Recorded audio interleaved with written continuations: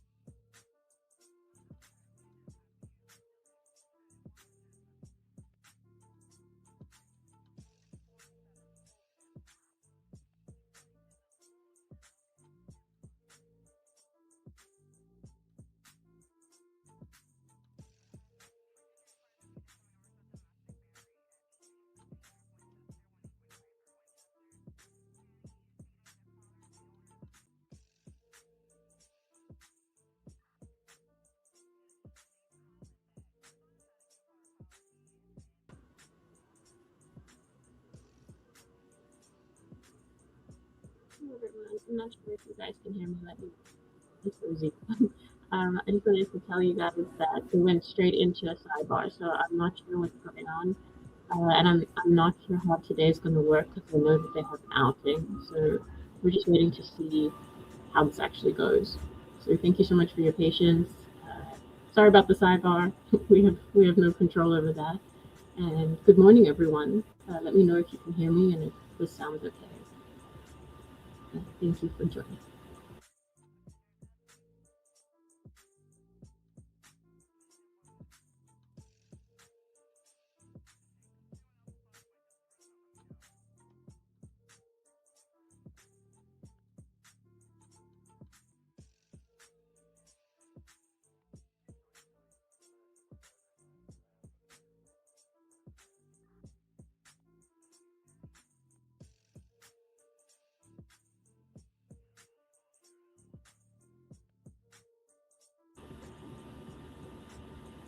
Yeah, yeah, Denise, they are. So I'm not sure how it's going to work um, with live streaming and stuff, but they are there. I did hear them come in and say that they're going to go straight into their sidebar. So I don't know. I have no idea how this will work, but we're here in case. You're not going to miss anything. I hope you're all good. Thank you for joining again. I see movement.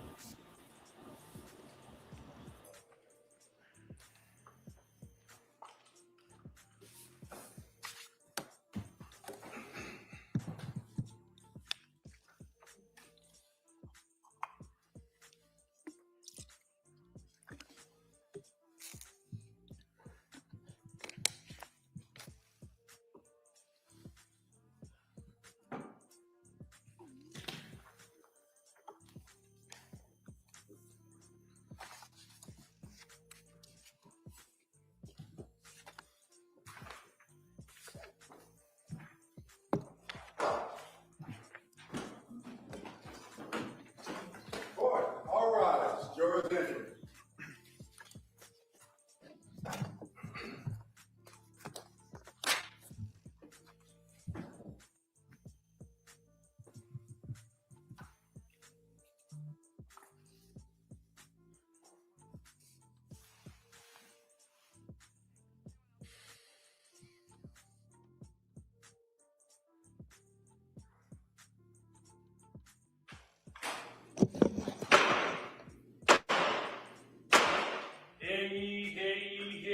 All persons having anything to do before the Honorable William Sullivan, Justice of the Superior Court now sitting in Plymouth, within and for the Commonwealth. Draw near, give your attendance, and you shall be heard. God save the Commonwealth of Massachusetts. This court is now in session. Please be seated. Good morning, Your Honor. May I proceed? Yes, please. Your Honor, before the court today, we have the continuation of the jury trial in the matter of Commonwealth versus Lindsay Clancy. Ms. Clancy is present. She is represented by Attorney Kevin Reddington. The Commonwealth is represented by Assistant District Attorney Shannon Buckingham and Assistant District Attorney Jennifer Sprague. All right. Well, good morning, everyone. So what I want to do is first I'm going to ask you those questions, make sure everybody was able to follow my instructions, and then I'm going to discuss a little bit about what we're going to do today in our schedule. So first off, the first question is, any member of the jury read, seen, or overheard anything from any source that would affect your ability to be a fair and impartial juror in this case? All right. Next question is there any other serious matter or concern bearing on your service as a juror in this case? Anybody needs to bring to my attention? All right. So again, thank you for following those instructions. And so what I want to do is just talk a little bit about the next part of the trial, which is the view. You hear people talk about it. Now, I already kind of blew my cover when I said I couldn't control the weather. I would have taken credit for the fact that it's a beautiful day today, but I already told you I couldn't control that. So, but a view. So let me explain kind of what the view is. Give you this very brief instruction in regards to that. Members, the jury, you're about to visit and go by a number of places that you've heard testimony about during the trial. Right? And the terminology we use for that, as I've said, is a view. Now, the purpose of the view is to help you better understand the evidence that you've heard and will hear during the trial, and to help you appreciate the location, the surroundings about these different areas. All right, now, the view that you're going to take is part of the case. The observations that you make while on the view may be used by you and considered by you in your deliberations in reaching a verdict. So you can consider what you're about to see during the course of the view. The places that we're going to go to in this case, we're going to drive to the CVS that was described. I'm not going to get out, but we're going to see where that is. Then we're going to drive by that restaurant, 3V, I think it's called, in Plymouth. So we're going to drive there. Then we're going to go back to the home, which is at 47 Summer Street. And you'll have an opportunity to go inside the house. You'll go in there with the court officers, the lawyers, myself. And because we've got a large jury here, what we're probably going to do is break it up into maybe 3 groups of 6. All right. So we'll take 6 and we'll all go down. We'll look at different areas. The attorneys will point out certain things they may want you to take note of. But you can look at everything as far as just view it. When you're in there, you're not to do any independent research. You're not to kind of open up drawers or open up doors or anything like that. So the attorneys will give you an opportunity. We'll give you an opportunity to just kind of look around and view that. And so after that, you're not to return to the scene. In other words, after you do this, you're not to go back if you have these unanswered questions or anything like that. You're not to go back. This is your chance to see these areas in this residence. All right. Like I said, you can consider what you're about to see as part of the evidence in the case. Now, during the trip to and back from these places, you're not to discuss the case or anything about it amongst yourselves or with anyone. When you're coming back, you're not to discuss on the bus, hey, we saw that, or did you see this, things like that. That's, as they say, that's verboten. All right, you can't talk about that on the way to and from. And so, as I indicated, you're going to be under the supervision of the court officers. I'd ask you to follow their instructions carefully. They're very experienced in doing these, and so they'll help you kind of go through this and set up, break up into those groups. And so, just so you know, the one group of 6 will go into the house, the others will stay on the bus. Okay, and when you're on the bus, you're not to discuss the case either. Geez, I can't wait to see this or that. None of that. All right. It's probably pretty obvious, but I just kind of have to kind of go through those instructions with you. And so what we're going to do now, I'm going to excuse you so you can kind of get yourselves together. We'll bring you back down on the bus. Myself, the attorneys will join you there, and then we will, I think we're going to go first to the CVS and that restaurant first, and then second we'll go to that address in Duxbury. All right. Okay. Thank you. Oh, geez, I got ahead of myself. I'm told we have to swear in the court officers, so I apologize. Will the court officers please come forward and raise their right hand? Do each of you solemnly swear that you will take this jury upon the premises in question and then suffer them to view the same or any property, place, or thing bearing upon the issue in this trial, as they shall think necessary, that you will not permit the parties to enter into debate within the hearing of the jury, nor any person to speak to them, unless it be Assistant District Attorney Jennifer Sprague or Assistant District Attorney Shannon Buckingham on part of the Commonwealth and Attorney Kevin Reddington on part of the defendant. And they only to point out such places and things that they deem expedient for the determination of the issues, and that you will keep this jury together until they shall return to the court unless the court shall otherwise order. So help you God. Thank you. All right. So we can take them. Thank you. All right, please. Sure. Please.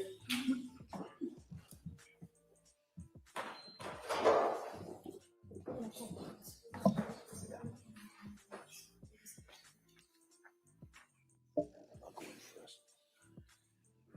Had a problem before.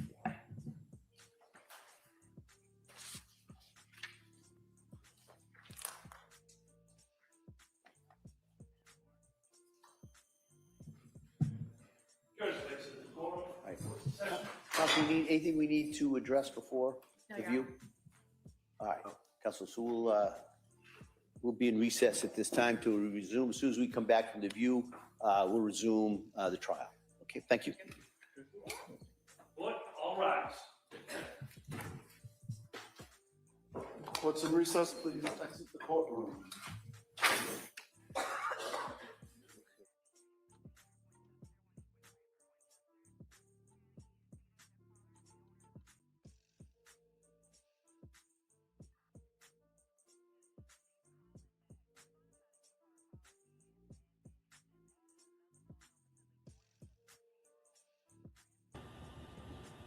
Okay, so it seems like they're going to be out for a while. I'm not sure how long this will take. Let me try and find out how long this generally takes, and then I will get back to you guys. But in the meantime,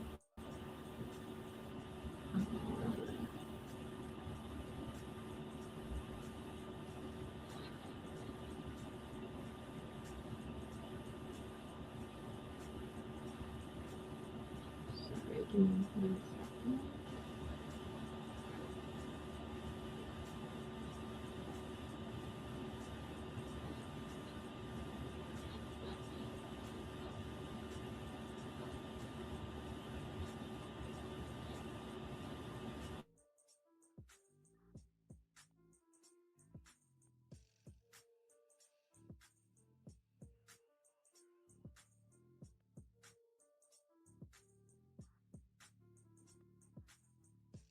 Said, where are the kids?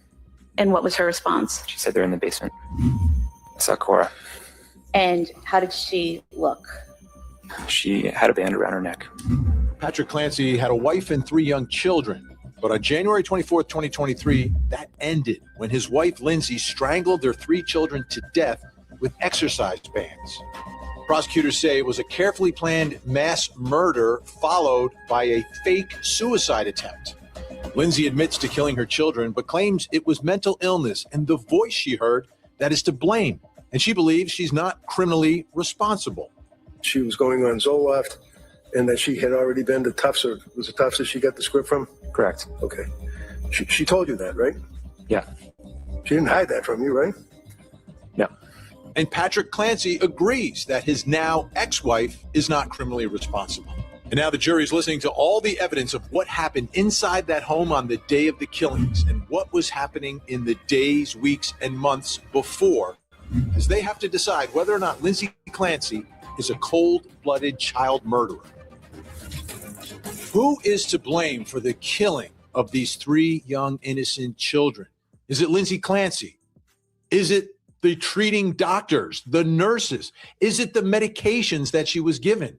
This is what the jury has to figure out. This is what the case is all about. But as we go through the evidence, we'll take you to the crime scene. We'll show you Patrick Clancy in the moments before his life completely changes. What does all of this prove? I'm Vinny Politan. Let's investigate.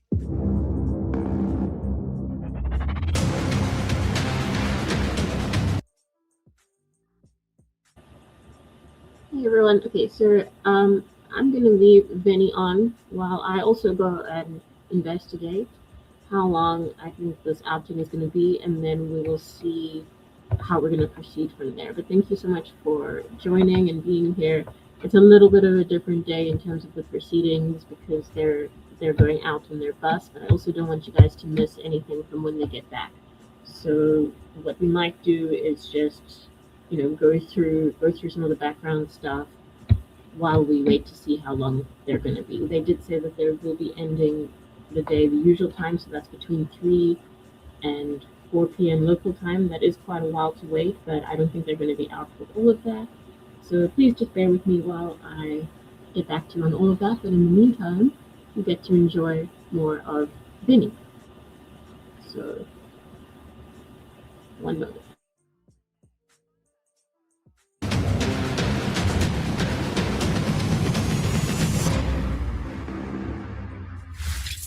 It's hard for me each time I cover this story to not think about Patrick Clancy, and obviously an important witness and everything, but he's in the middle of all of this.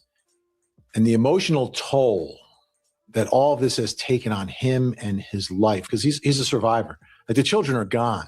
The children are gone. Lindsay Clancy, she's in a wheelchair. She'll either be institutionalized for some time or put in prison for the rest of her life. Patrick Clancy has to continue to live, and how he's able to overcome all this. And now he's at this point in this trial where he's in the middle of it and he has to testify.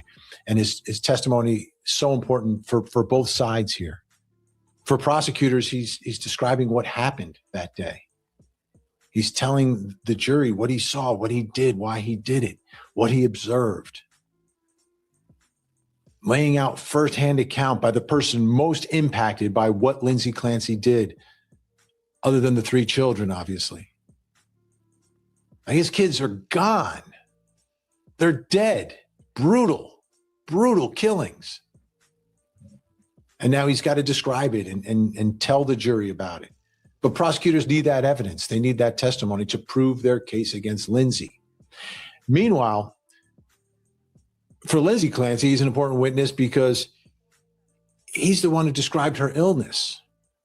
He's the one taking the jury on this journey that they were on together, where they're going from doctor to doctor, medication to medication, racing thoughts, everything that that was going on inside this home over the course of days, weeks, and months prior to the day when the 3 children were killed. And one part of this, and the defense pointing the finger, obviously, at the mental illness itself, pointing the finger at the treating physicians for not recognizing what is actually wrong with her and not being able to treat it properly.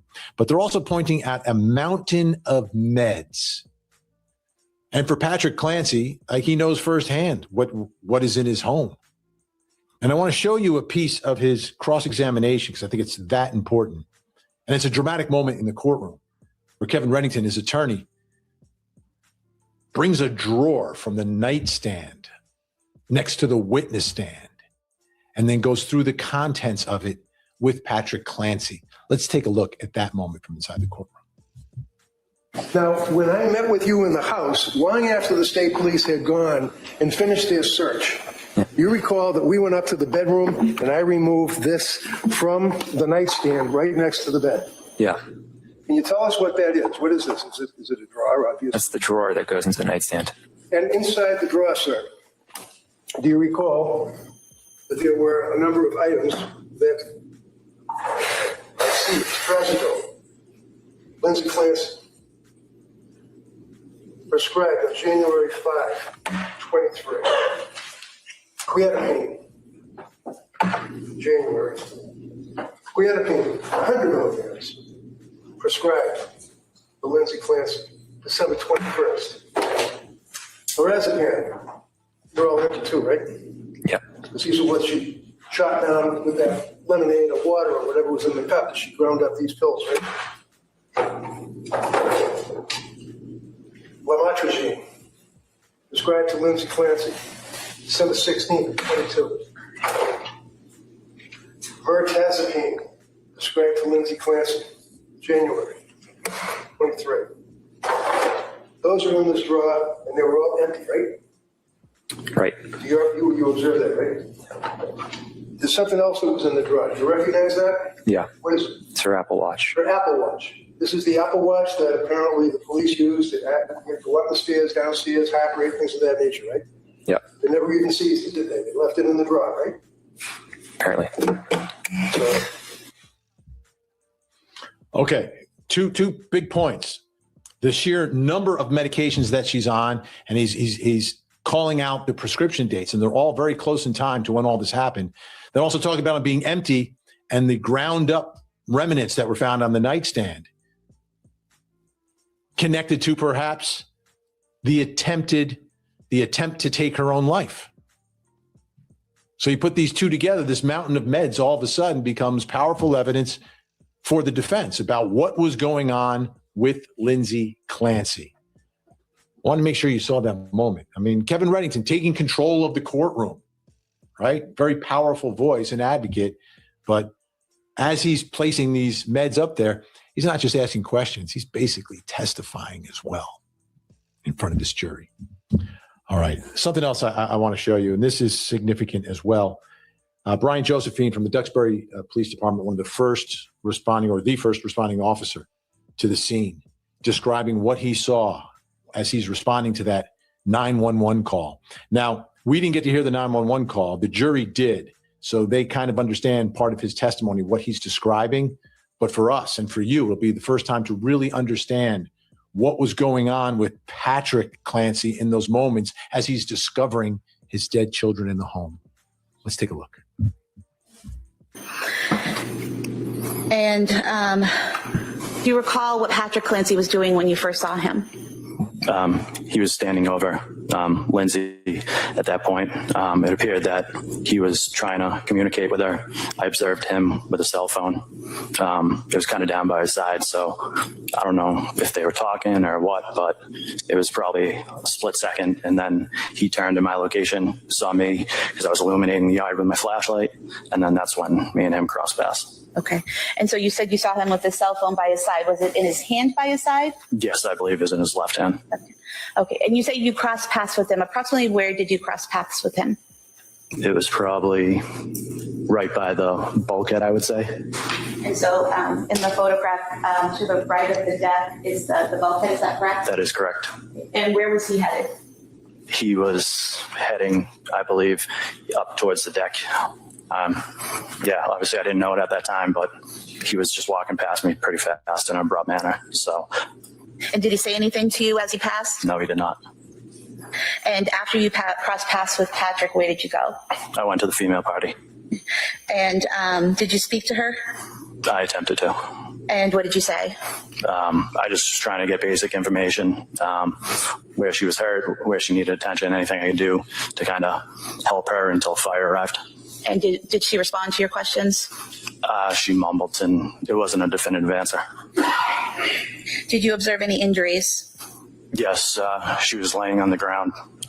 There was cuts to her right wrist, I believe, and to the right side of her neck. And were those cuts actively bleeding at that time? They were bleeding, but not profusely. Did you, are you trained in first aid? Yes. Did you feel the need to put pressure on those wounds immediately? No, we also carry medical equipment such as tourniquet, gauze, stuff like that. And I believe due to the circumstances that I didn't need to utilize those tools. And the tourniquet that you carry, is that in case someone has some type of cut where an artery has been damaged or cut? Yes, it is. Okay. And you're trained to recognize when it's something serious like an artery spraying blood everywhere versus a cut that doesn't need a tourniquet? Yes, we are. Okay. And you didn't see the need for a tourniquet? I did not know.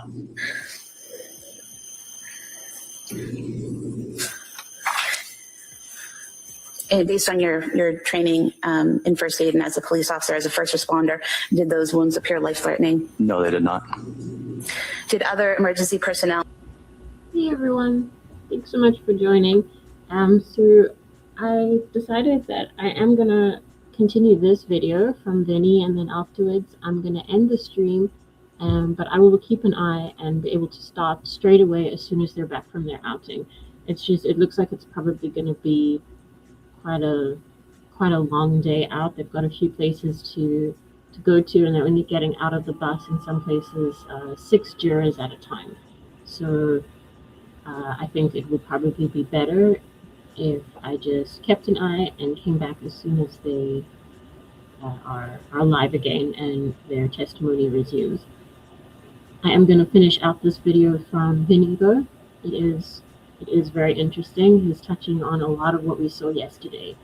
And if you haven't seen our coverage of this case to date, then this is probably a good opportunity to go and have a look at day 1, day 2, and day 3, and then you will be fully caught up by the time we continue with day 4. So thank you so much for joining. Please remember to like and subscribe. Apologies for the roadblock in the coverage, but we can't control that. And I hope that everyone has a beautiful day further, and we will finish out with Vinny's episode. Thanks everyone. From the fire department begin to arrive? Yes, so I would say I tried to talk to Ms. Clancy for probably 30 seconds to a minute, and at that point, coming from that opposite side of the house, I observed Duxbury Fire personnel show up, and our protocol is to kind of turn the medical over to them because they're more highly trained than we are. Okay. And at some point in time, do you hear something? Yes. What do you hear? Myself and Officer Hall. We're standing by that window and we just started hearing loud screams. And what did you do when you heard those loud screams? We immediately were trying to figure out where they were coming from. I'm not sure if dispatch or something came over the air and said something about the basement, but we both just started making our way back towards the deck part of the house. Did you go in through the sliding glass doors? Yes, we went up the deck and through the sliding glass doors into the kitchen. And did you then head to the basement? Yes. Okay. And could you hear any sounds coming from the basement as you entered the kitchen? Yes, it was the exact screaming that I heard from the window. And did you go down the stairs to the basement? Yes, we did. And did you see anything as you went down the stair after you went down the stairs? So we went down the stairs, and there was a picture at the bottom of the stairs, I believe, of Lindsay and Patrick. And the basement splits off into two, a right and a left area. And the screams were coming from the right area. So that's where we directed our attention to first. Okay. And did you see Patrick?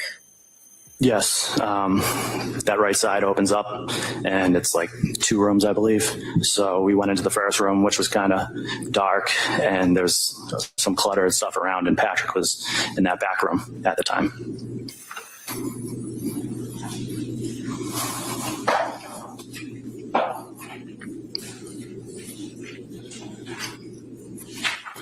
So showing you what's been marked as Exhibit 92. Is that the doorway into that bathroom? Yes, it is. And then Exhibit 93, is that the inside of that bathroom? Yes, it is. And do you recall what, if anything, Patrick was saying as you encountered him? Upon his observation of us, myself and Officer Hall, he proceeded to head in our direction, leaving that room. And at that point, he looked up and he screamed, "She killed the." And after he said that, where did you go?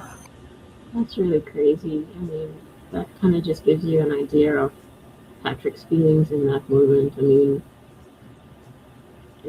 it's sort of tragic, but to hear his reaction like that, obviously his reaction was devastated and devastating, but to hear what was actually said, it just makes it feel so much more real. I don't know. Let me know what you guys think while we're ending off with this. But this case, I have to say, just from my perspective, it's really it's tripped me up a little bit because I changed my mind on it a lot. So I'm looking forward to hearing what you guys think. You know, are you more aligned with the state or the defense? Because I have to say, the more I listen to it, the more I kind of I can understand both, and I just don't know. I don't know what I think. I keep saying I need to see more. So I'd love to know what you guys think. If you want to type in chat or leave a comment as we're closing out with this video.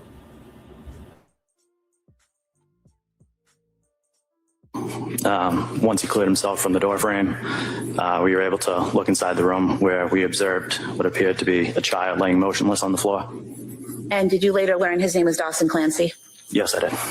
And how was he positioned? He was laying on his back, kind of close to the gym bag for reference of that. Showing you Exhibit 93 again, you referenced the gym bag. Is that the bag to the left of the child's toy? Yes. And so you're saying that he was in that area when you first saw him? Yes, he was. And do you recall whether he was on his back or his stomach or something else? He was on his back. And do you recall his physical appearance? Like I said, he was laying on his back. His head was tilted to the right-hand side. Looked at him kind of in the face area once we got closer, and his face was white, gray, lips were blue, eyes were bloodshot. Looked like blood vessels were popped in his eyes. Did you notice any injuries to his neck? Seeing that, my first instinct was to kind of grab his head and tilt it to the side, see if I can get a pulse. But I mean, based on my training experience from previous incidents, I knew it wasn't going to be good. So I moved the head. That's where I observed some red marks on that right-hand side. Of the neck? Yes. And in that exhibit, 94, there was a yellow exercise band, correct? Yes. I believe in prior testimony, you may have called it a blue exercise band. Is that correct? Yes. But it's clearly yellow in the photo, right? Yes, it's clearly yellow. I mean, there was... That's the color of the exercise band. Okay. Right, good. So what was your focus at the time? The child. And once you saw him there with these injuries, what did you do? Based on my observations, I knew there wasn't really much I could do.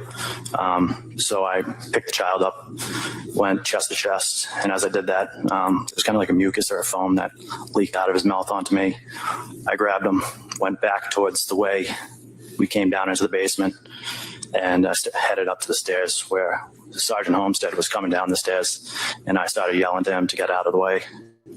Went back up the stairs and then into the kitchen directly adjacent to the stairs. There's the front foyer, like hallway, and I went out the main door into the driveway. And was there an ambulance in the driveway at that time? Yes, the ambulance was backing up and had pretty much just parked, and one of the fire was walking around to the stretcher out back. So I rushed over with Dawson and I put him on the stretcher, and that's when Sergeant Homestead and fire personnel started working further on him. What did you do next? I went back into the house. And why did you go back into the house? I remember hearing something about kids and multiple, and I just went back. And when you went back to the house, did you go to the basement? Yes, I went back in that front door, back down to the basement, and this time I went to the left-hand side. And when you went to the left-hand side of the basement, what did you see? Pretty much directly in my sight was an older female laying on the ground, and then in the corner there was like a younger baby. And when you say an older female, you're referring to that she was older than Dawson? That's correct. And did you later learn her name was Cora Clancy? I did. And did you assist in treating her? Yes, I did. What did you do? So when I got down to the basement, 2 fire personnel were already on scene. One was working on the baby and one was working on Cora. Communicated with them. We worked together, and I took over doing chest compressions of Cora. And were you able to see any injuries on Cora at that time? Yes. She had kind of the same injuries that I explained with Dawson. The pale tint, bluish lips, bloodshot eyes, blood vessels popped. But this time she also had like dried blood around her mouth. Was Cora put on a stretcher and brought out? Yes, eventually. I think the baby was brought out first because I think they mentioned at some point they might have found like a faint pulse or something like that. So they got him out first, and then we were able to get Cora up. So that entire time while you're in the basement, are you still giving chest compressions to Cora? Yes. Yeah. I mean, it felt like forever, to the point where I think I radioed for assistance for another officer to come down. And did others come down to assist? Yes, Officer Cahill came down to further assist, where I continued with chest compressions, and he used a bag valve mask to give rescue breaths. And a bag valve mask, is that something that goes over someone's face, a mask that's attached to a bag and you squeeze it to give air? Yes, it's an alternative breathing apparatus. Okay. At some point, do you go back upstairs to the first floor? Yes. And do you encounter Patrick Clancy when you go upstairs? Yes, so when they removed Cora, myself and Officer Cahill went back upstairs, where I encountered Mr. Clancy in the kitchen. And what was his demeanor in the kitchen? He was still frantic, kind of in shock, still screaming and losing himself. And I think at that point, I don't know, one of us requested that we get an ambulance for him as well.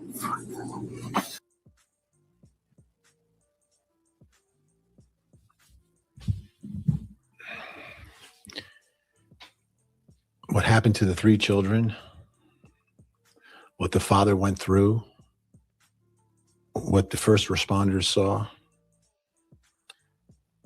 I've got to believe that's why prosecutors have chosen to bring this as a murder case. I want to show you some surveillance video, and I think this is incredibly tragic, what I'm about to show you. And it's like a life lesson in how your world can be turned upside down so quickly. As you know, Lindsay Clancy sent Patrick out to CVS and to a restaurant to pick up some takeout. And while he was gone, that's when the killings of the 3 children take place. That's when Lindsay is back home strangling them with the exercise bands and then thrusting herself out of the 2nd floor window. So before he returns home, life is 1,000% normal as it can be with a wife who is suffering from mental illness, right? but his life is basically normal. I'm going to CVS. I'm going to pick up food. So I want to show you that video because think about the contrast of what happens to his world when he returns from this trip. But he walks in, everything is so ordinary. He's going down the aisle. And I think it's at some point when he goes down this aisle that he doesn't see exactly what he's looking for. We've all done this, right? You go shopping and you're picking up something for someone. They don't have exactly what you need, so you make the call. And he made a call back to Lindsay. So from his perspective, at this moment in his life, everything is as normal as it's been. You know, obviously, Lindsay has her issues, and they've been dealing with that as a family.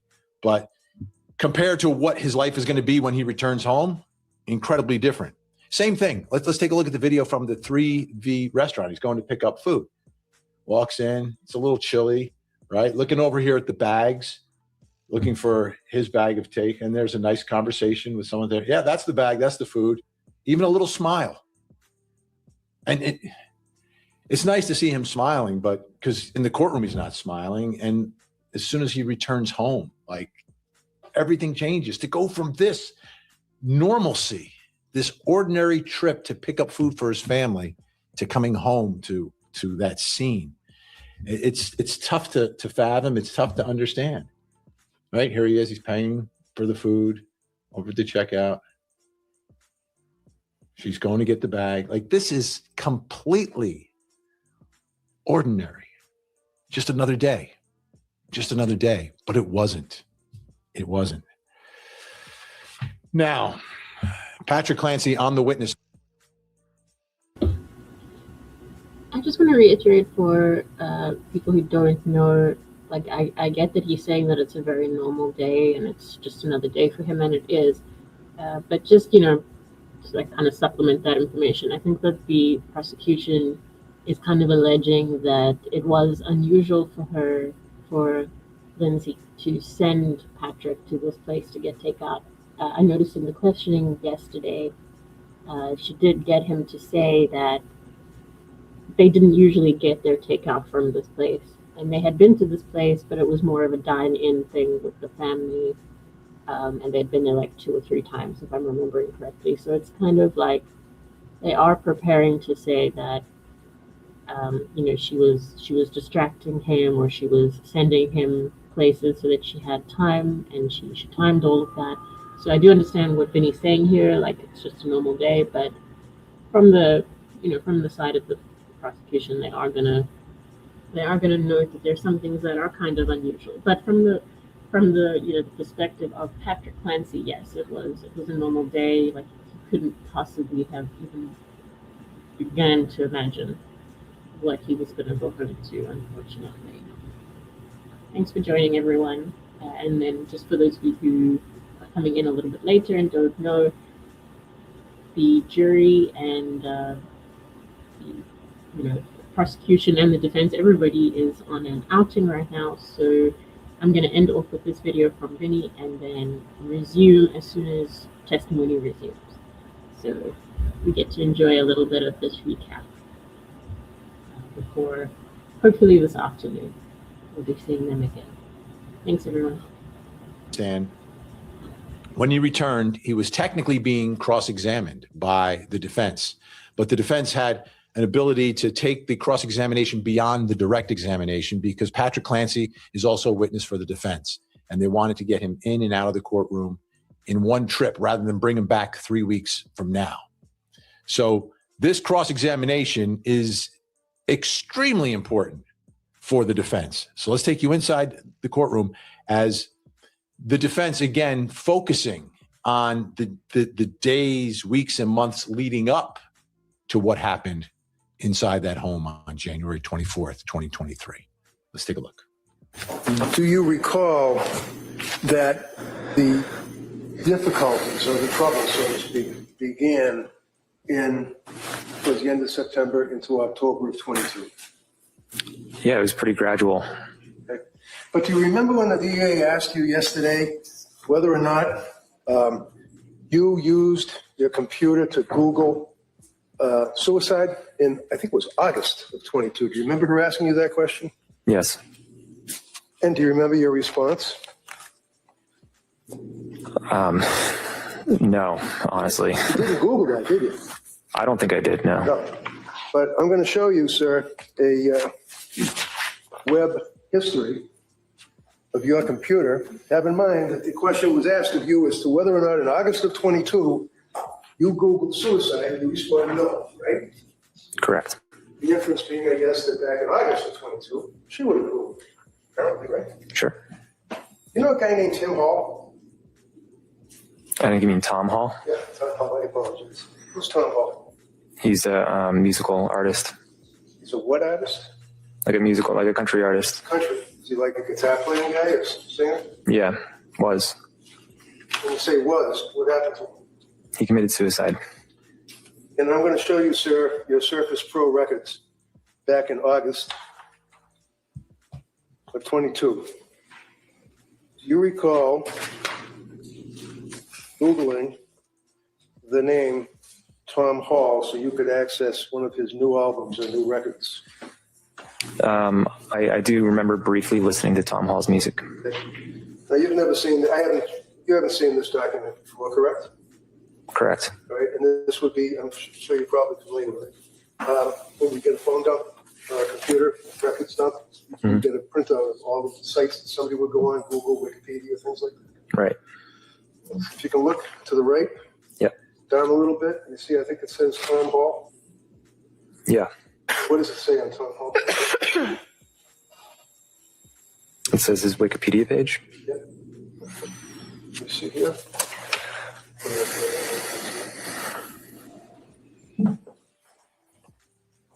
So here we've got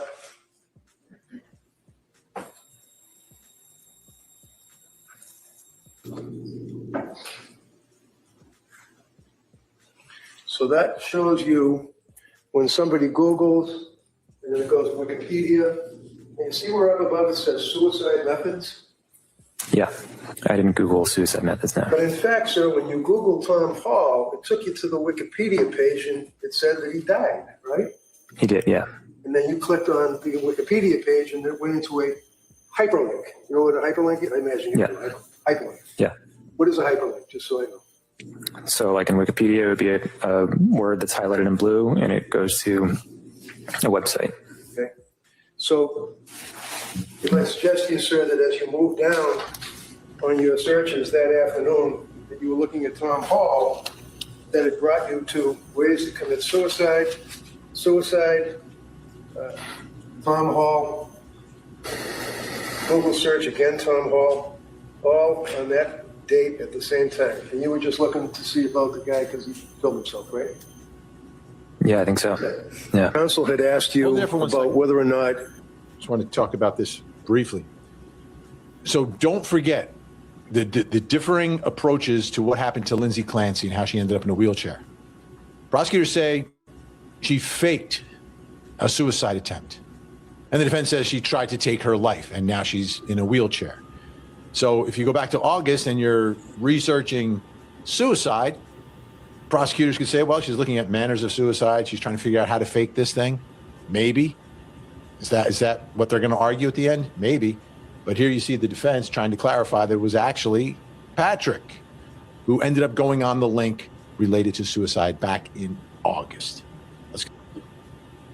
So I just wanted to add a little bit to that. I mean, that's pretty interesting if you think about, like, I guess it makes the world of difference to know whether something is an active search or if it's just linked in from another site.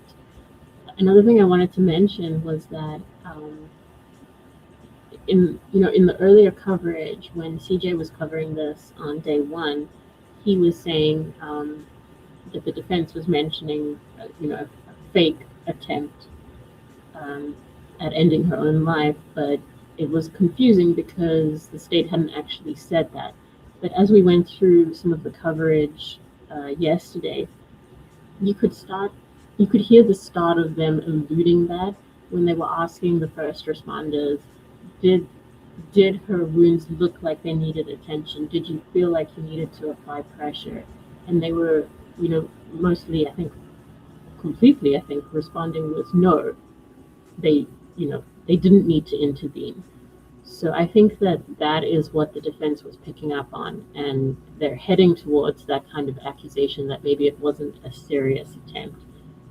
With the defense responding with, well, I mean, she's in a wheelchair. Her life is completely changed. It must have been a serious attempt. So that's a very interesting, I guess both points have weight. Whether those wounds seemed like they needed to be addressed, and the actual outcome, the consequence, which is that she's in a wheelchair. So I thought that was pretty interesting. But just to clarify, no, it doesn't seem like they've straight up said it's a fake attempt, but you can see the undertones of where they're trying to go just from their questioning, especially yesterday when they were talking to the first responders. All right, back to Vinny. Continue to watch. Lindsay was on Zoloft or any SSRI antidepressant medication in the past. Do you remember that question? Yeah. Do you remember her asking about that you were having a conversation with her and she said that she was going on Zoloft and that she had already been to Tufts, or was it Tufts that she got the script from? Correct. Okay. She told you that, right? Yeah. She didn't hide that from you, right? No. And you were at a wedding. Is that right? You were walking down the street, the two of you together, like at the end of the night. She basically told you that she had to use the meds. It was earlier in the day. It was before the wedding, but yeah. Okay. And do you recall how, to your observation, how dedicated was she to taking her medications as instructed by the numerous doctors that she ultimately saw? I just want to interrupt again. I'm sorry for doing this, but I think it's pretty interesting when it comes to this specific event that they're talking about, where when he's answering the defense in a kind of a different way than he did the state. And I don't necessarily think it's his fault, but it's like it's kind of getting slanted a different way, where the state was getting him to concede that she was saying she was going to get a script for something when she already had it. And here the defense is making it seem like it's really not a big deal at all. So I just find that line of questioning and how their approach to that is actually really interesting. I don't know if you guys agree. She always took them as instructed. Do you remember, did she in fact have a diary that she kept of the milligrams, the type of medication, the date that she took the medication, and what, if any, reactions that she had to it? Do you recall that? Yeah. And do you remember where that was kept? Did she keep it in any particular place? I think she kept it in the kitchen. In the kitchen. So I'm going to show you a photograph that the state police took in your house.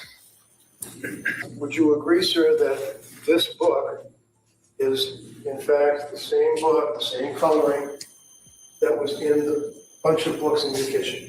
Yeah.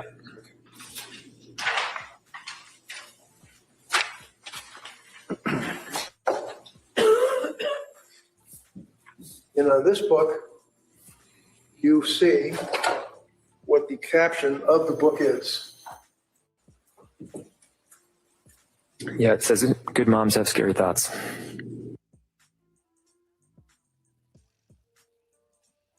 Wow. Again, two different viewpoints of what's happening here in Lindsay Clancy's life. And here what the defense is attempting to do is to demonstrate to this jury that she's not lying to Patrick about the medications. She's taking her medications. She's not getting prescribed things and pretending to take them and feigning her level of mental illness. And as all this comes through, how far will prosecutors go to argue? Like, how deep was the plan that Lindsay Clancy had to murder her children? Yes, Patrick Clancy was the first witness, but as this trial continues to go, day after day, week after week, I still think he's going to be the most important witness, the one who is the father of the victims, the now former husband of the defendant, in the middle of this, impacted more than any other living person by what happened that day. So now on cross-examination by the defense, he's talking more about the history, the history that they had, everything that was going on in their lives, in their relationship, and with the treatment for her issues in the days, weeks, and months leading up to the killing of the 3 children. Let's watch some more. Okay, so you spoke to Dr. Goodhart. Did Dr. Goodhart, to your knowledge, prescribe any medication? I think she recommended medication, and then How many medications did she recommend? I don't know if she recommended multiple. I want to say it was Cymbalta, but she said, check with your doctor and make a decision. So when Lindsay left, it was because she wanted to leave one day early because of Cora's birthday. Is that right? I didn't think it was. I don't think it was one day early. I think she had a 5-day stay, which at the time was my understanding was that was pretty standard. And yeah, she did want to attend Cora's birthday. So there's no doubt, sir, in your mind that when she was discharged from McLean, that you got these, right? McLean? Yes. Yeah. That when she was discharged from McLean Hospital, it was not against medical advice. The doctors gave her ill health and let her go with you, right? Right. Or after the McLean records. Any objection? No. All right, they may be admitted. Big point here for the defense. Now, when you go to the hospital and you get out of the hospital, they give you a bag and you've got medications and a little card and says, thank you for being here, stuff like that. Did you guys get anything from McLean at all? I don't think so. Did you get any recommendations other than the doctor suggesting that you might want to try Cymbalta? Did they give you a script? I don't think so. You know what Cymbalta was? No. You remember Dr. Goodhart telling Lindsay to Google it? I think that's accurate. Yeah. In fact, she Googled hundreds of times. Yeah. Medication, right? Yeah. So when you guys go home, and now it's January, obviously, you had the party for Cora, correct? Yeah. You guys had friends over, or friends that you guys knew? Friends came to the party, which was at a place in Plymouth. Would you agree with me that Lindsay had a number of friends from actually grammar school through high school through college that she stayed in touch with over the years? Yeah. And you as well? Yep.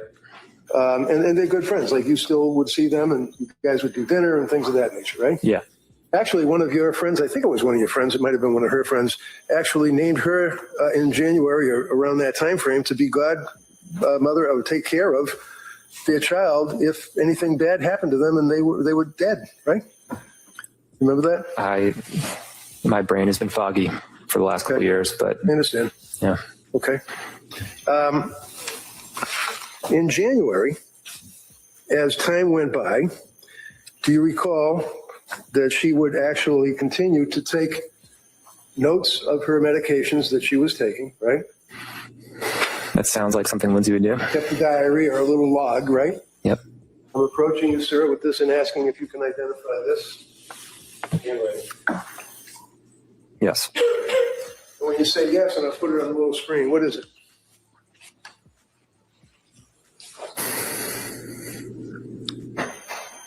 It's the dosage of medication that she took and how she's feeling. So this is kind of like a little medical diary that she was keeping? Yeah. For example, here you see on that 5 milligrams Valium, 200 Seroquel, slept well, horrible thoughts in the morning, right? Yeah. And did she at some point, I think the DA had asked you, I'm going to offer this, Your Honor, if I may. Any objection? No. All right, that may be admitted. Thank you.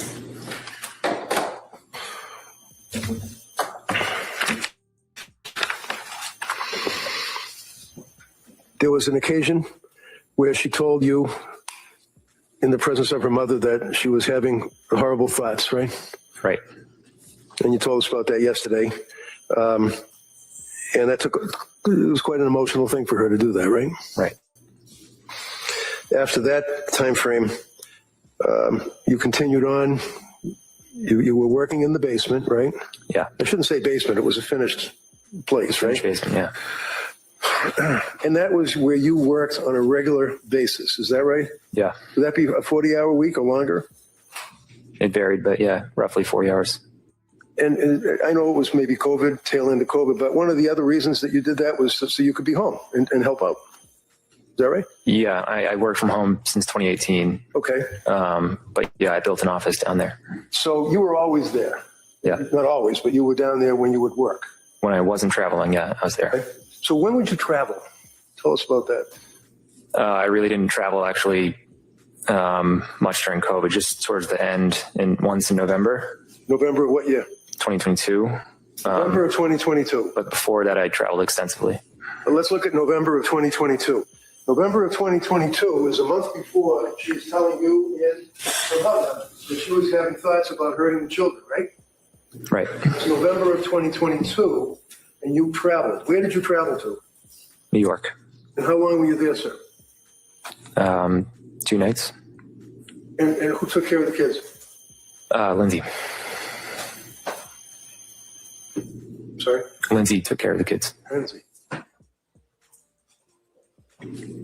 So for 2 days, 2 nights, a month and a week or so before she killed the children, she was home with the kids for 2 days. Is that right? Right. Fair to say that you also had your friends that you would do brunch with on occasion, Sundays or weeknights or whenever, guys night type thing? Yeah. And you'd be out with your friends. If she wanted to kill the kids, she certainly could have done it that time when you're out, right? In theory. As opposed to sending you on a 3-minute trip to CVS and a 9-minute trip to a restaurant, you were away for 2 days in November and on a number of occasions for brunch as well as skiing, right? You're a pretty active guy. Yeah. Right? I get what the defense is doing here. The only difference is prosecutors are alleging part of the plan is the fake suicide.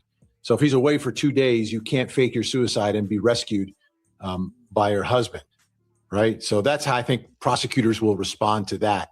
But the question I have, how far will prosecutors go in arguing, again, what the plan was of Lindsay Clancy? Will they say that her diary where she's writing horrible thoughts is part of the plan, or is it reality? I've been saying this throughout, and I will continue to say it in my analysis of the prosecution and the defense. Defense wants to focus on the days, weeks, and months leading up to the killing of the children. Prosecutors really want to focus on the day of the killing. So Patrick Clancy, after he's cross-examined, it's time for redirect. And once again, the prosecution going into the timeline of the day the 3 children were strangled to death by Lindsay Clancy. Let's take a look. Mr. Clancy, you were shown an email, and it's been marked as an exhibit that you sent to coworkers on January 24th, 2023 at 5:24 p.m., correct? Yeah.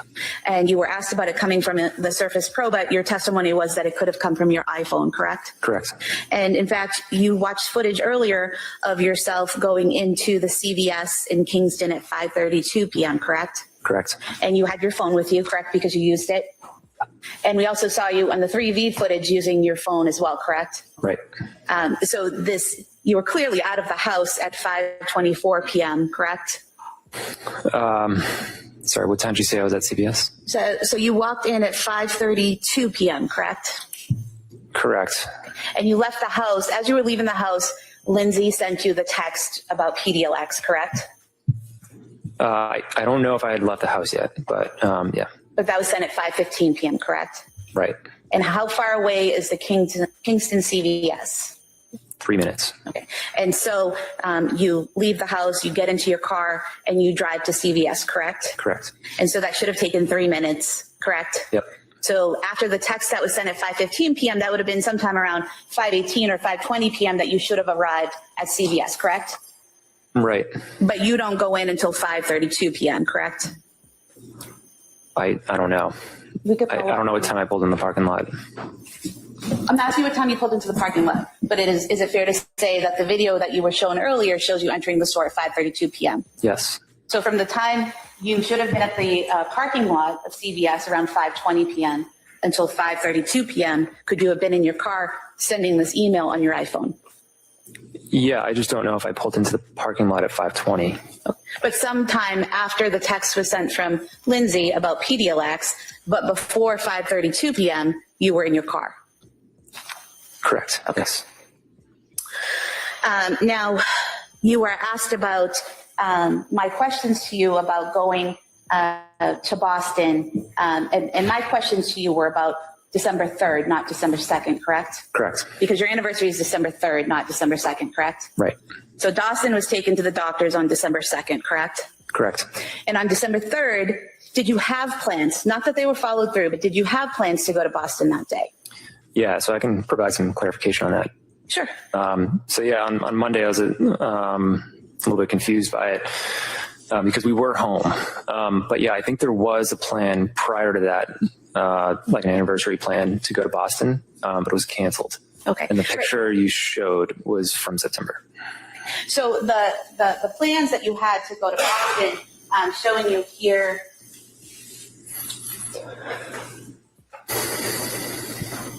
Some text messages between yourself and Lindsay.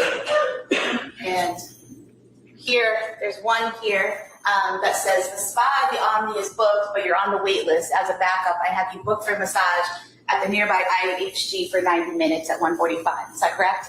Yeah. And then you later say we can get lunch and then head over. She responds, okay. And then you write that they'll let you use the gym and the pool while she's getting her massage. Is that correct? Right. And then you talk about plans for lunch and dinner. And so there were the plans, they just fell through, right? Yeah, we canceled them, yeah. So it's not as if I made that up out of thin air. That's here in the text messages, correct? Right, yeah, it was just confusing because we were home. But yeah, when I left, I recollected that, and then I found the picture, and the picture was from September. And was that from the wedding you went to? Yeah. If we could have the text messages marked as specific. Any objection? Oh, that may be admitted. 87. Now, in cross-examination, you said that Lindsay always took the medications exactly as instructed. Mm-hmm. But in direct, you said you weren't always with her every time she took the pills. Is that correct? That's correct. But the understanding was that she took it as directed. Because she told you she did? Yeah. And because you trusted her to do so? Yeah.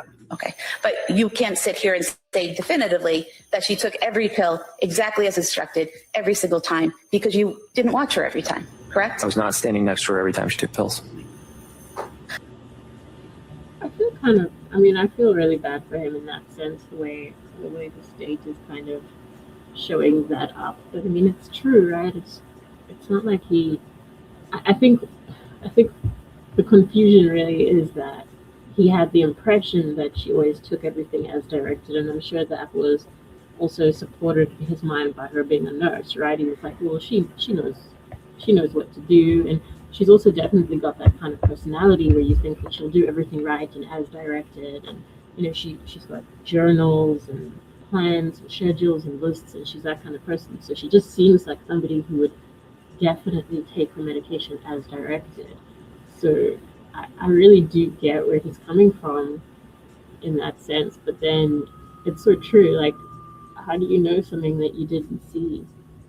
But as I said, I feel bad for him. I feel bad for him having to admit that, because it's probably a realization for him at that point. Like, wow, yeah,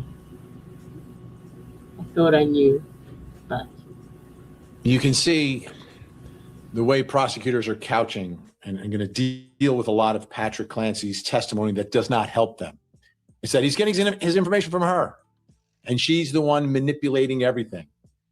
So I think they may go all in on this. I think prosecutors at the end of this trial will be all in on Lindsay Clancy sort of masterminding the murders of her 3 children, and then masterminding a fake suicide attempt that went wrong. She didn't expect to be paralyzed, but that's what happened, right? And everything that she did in the buildup to that, she didn't really take the medications, right? The writing in the logs is, oh yeah, she's just covering her tracks. She's making a paper trail that she's having these horrible thoughts, which I think prosecutors are going to argue she wasn't actually happening. The question is, will the jury believe that beyond a reasonable doubt? That's it for this episode. Thank you so much for watching. I'm Vinny Politan. As always,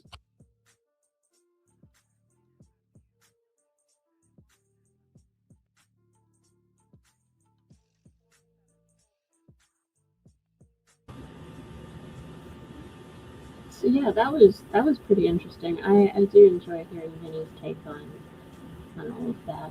I'm going to play another video for you guys. I'm going to play the Chris Cuomo episode from a couple of days ago, but this one's kind of interesting as well. I haven't really watched it, but I get from the heading that he's kind of, he's also weighing up on those two things. Is it intentional? Is this mental? Personally, I think it kind of lies somewhere in between, in all honesty. But I do like hearing what he thinks as well. So yeah, let's watch this too. And thank you so much for joining, everyone. We're gonna wait a while and just see what's happening with their outing. Maybe they'll resume soon.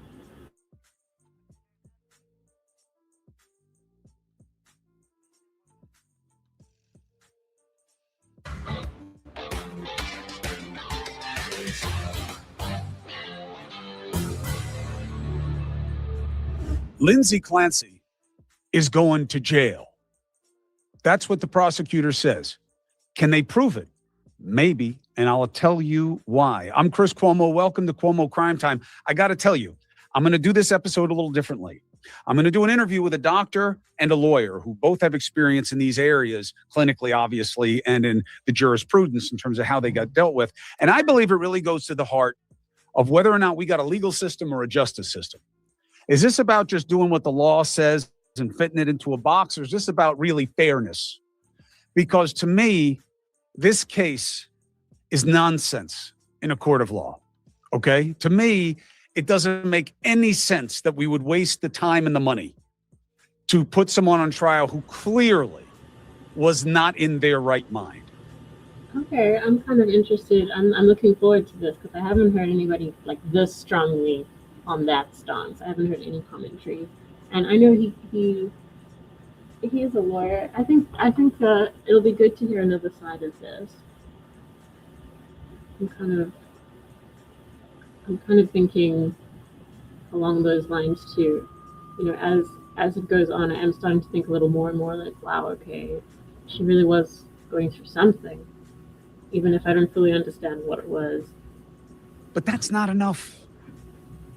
And it really wasn't enough until very recently.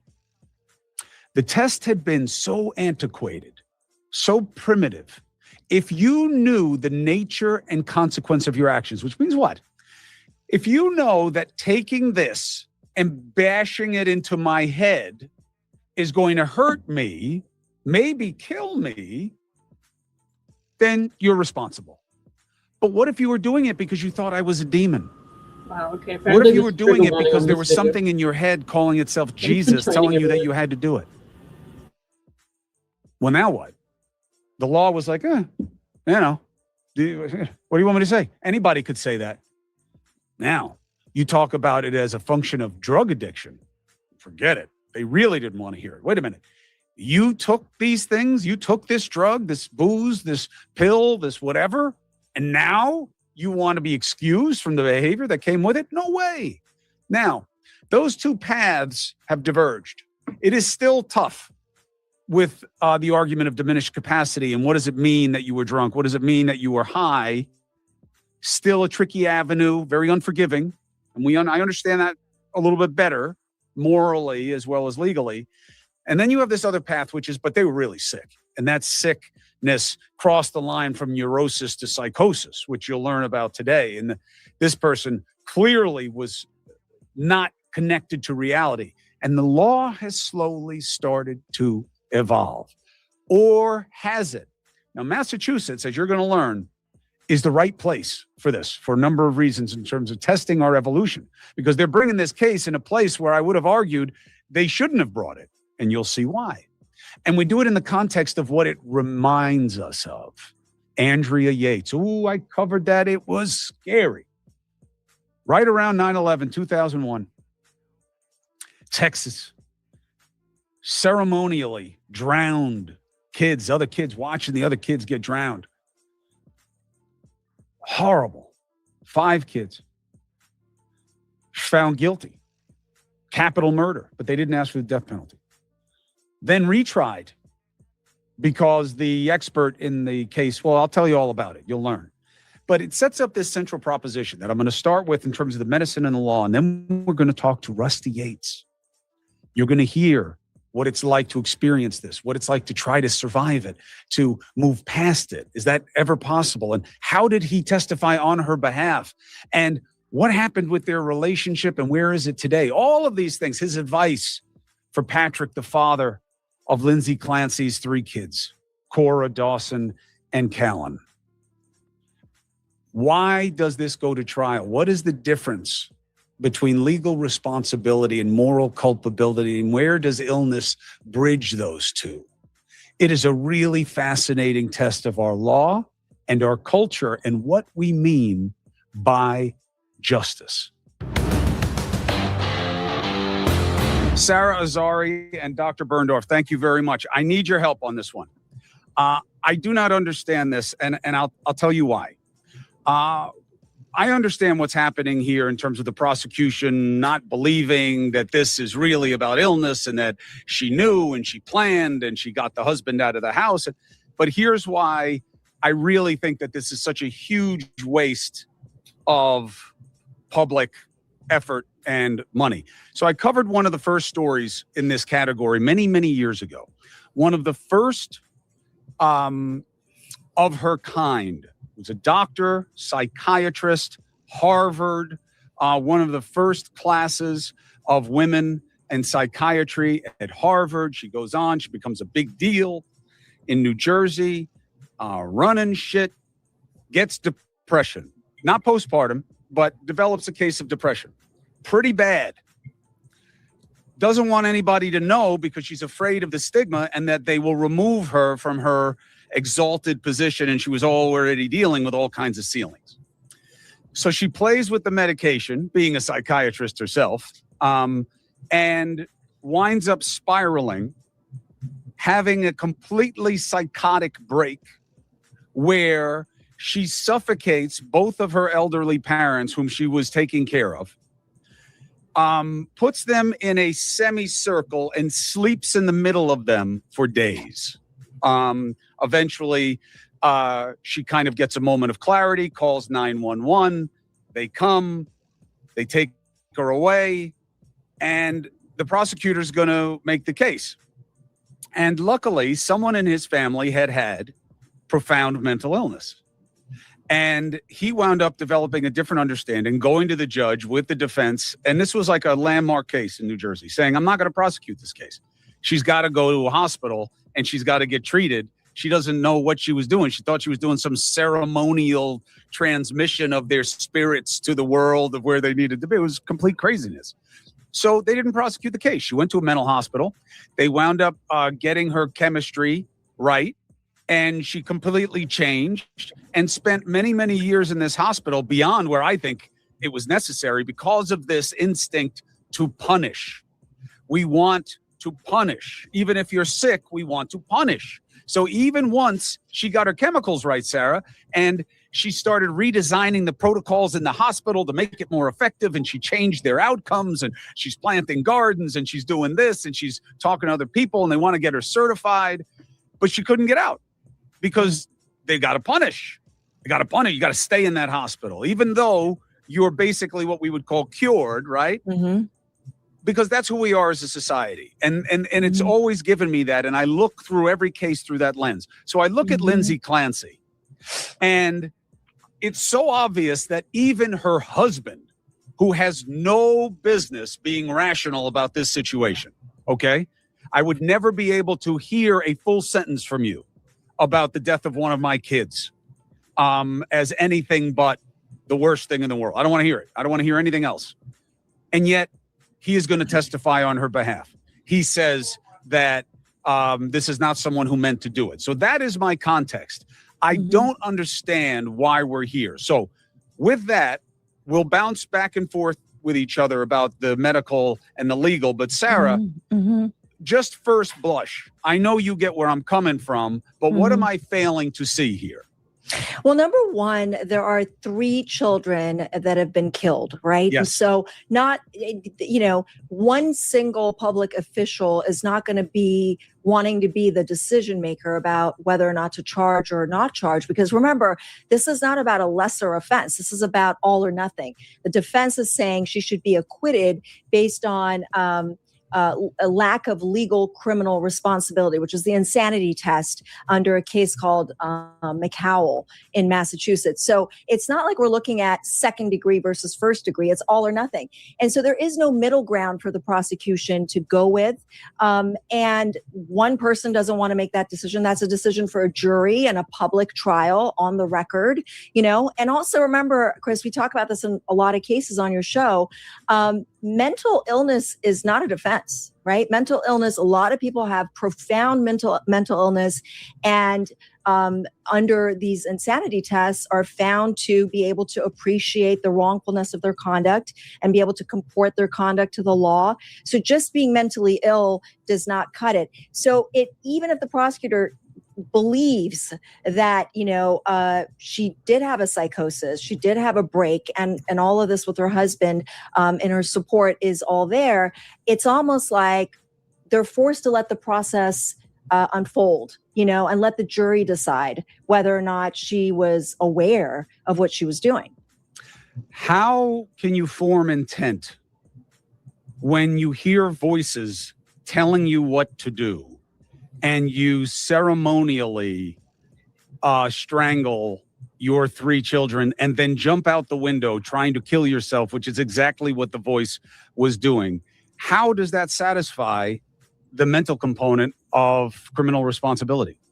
You're asking me or Catherine? You, because she's a doctor, not a lawyer. Yeah. So it's really about, it doesn't matter whether you call it, it's the diagnosis is not the evidence. It's about the mental defect or disease at the time. Right. And my understanding from psychosis, just having, my own clients, not postpartum, but just drug induced, et cetera, is that it's transient, but it's treatable. And I'll let Catherine speak to that. But so it's about at that moment, can experts say that at that moment she was unable to, appreciate the wrongfulness of her conduct? You can call it whatever. It can be in or out of the DSM. It doesn't matter. And so it's really, in this case, what's interesting is that comparing this to, for example, the Andrea Yates case. Yes. The Andrea Yates case was like a flat out psychosis. In this case, it seems like the defense is going to bring in experts to say, or at least one expert to say, that this was a progressive situation, that there was a pharmacological component to this, that over time she deteriorated because she was cycling off of all these drugs, that this was not just sort of a one-shot psychosis. It was like developing over time. And so, again, this is going to be a battle of experts. And I think that, one thing I want to say is we always lose. There's always a concern, and it's a real concern about losing a jury when you get too sciencey on their ass. Excuse my French, right? You get deep into, the psychosis and what drug did what, except they're going to they're just going to shut down. So ultimately it's about the credibility and the motive of the experts. We've got Dr. Spinelli, who is a hired gun. She's not the one, she's the one who diagnoses her with bipolar and the psychosis, but way after the incident. And so unlike Yates, she does not have the factual record of this psychosis. It just comes about and then she gets diagnosed after the homicide. Mm-hmm. So it's interesting. Again, I think it comes down to, and Yates, by the way, got reversed because of the credibility of the state's psychiatrist. Right. Apparently he said something about Law and Order episode or whatever, and then it got reversed based on his credibility. So my point here is that all of this, how the psychosis came about, what it was, how, what was going on through her head, all of this is great. They're going to get deep into it. But at some point as a defense attorney, there's a real concern about keeping it really concise and simple because a jury doesn't really, go with science. Yeah. I get it. So I don't think you need any science. I don't know how they're going to get a jury unless the jury is convinced that, look, okay, she did it because she did it, but she clearly didn't know what she was doing. And I hope when they sentence her, she just goes to a hospital and not to prison. But of course, that's not in their hands. So, Doc, let's go in on this to help bridge on this.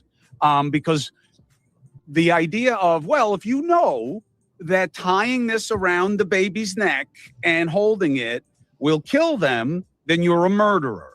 What does that miss about the component of the mental illness? I think it completely misses the mental illness, right? A psychosis means loss of touch with reality. And a postpartum psychosis and all psychoses wax and wane. Sometimes you may be a little more in, sometimes a little more out. So determining that, and I know nothing, professionally or personally about this case, so I'm speaking in general, but and again, legally, I really know nothing, but if you need to make that case at the time of these acts, I often say, what mother in her well or right mind would kill her children?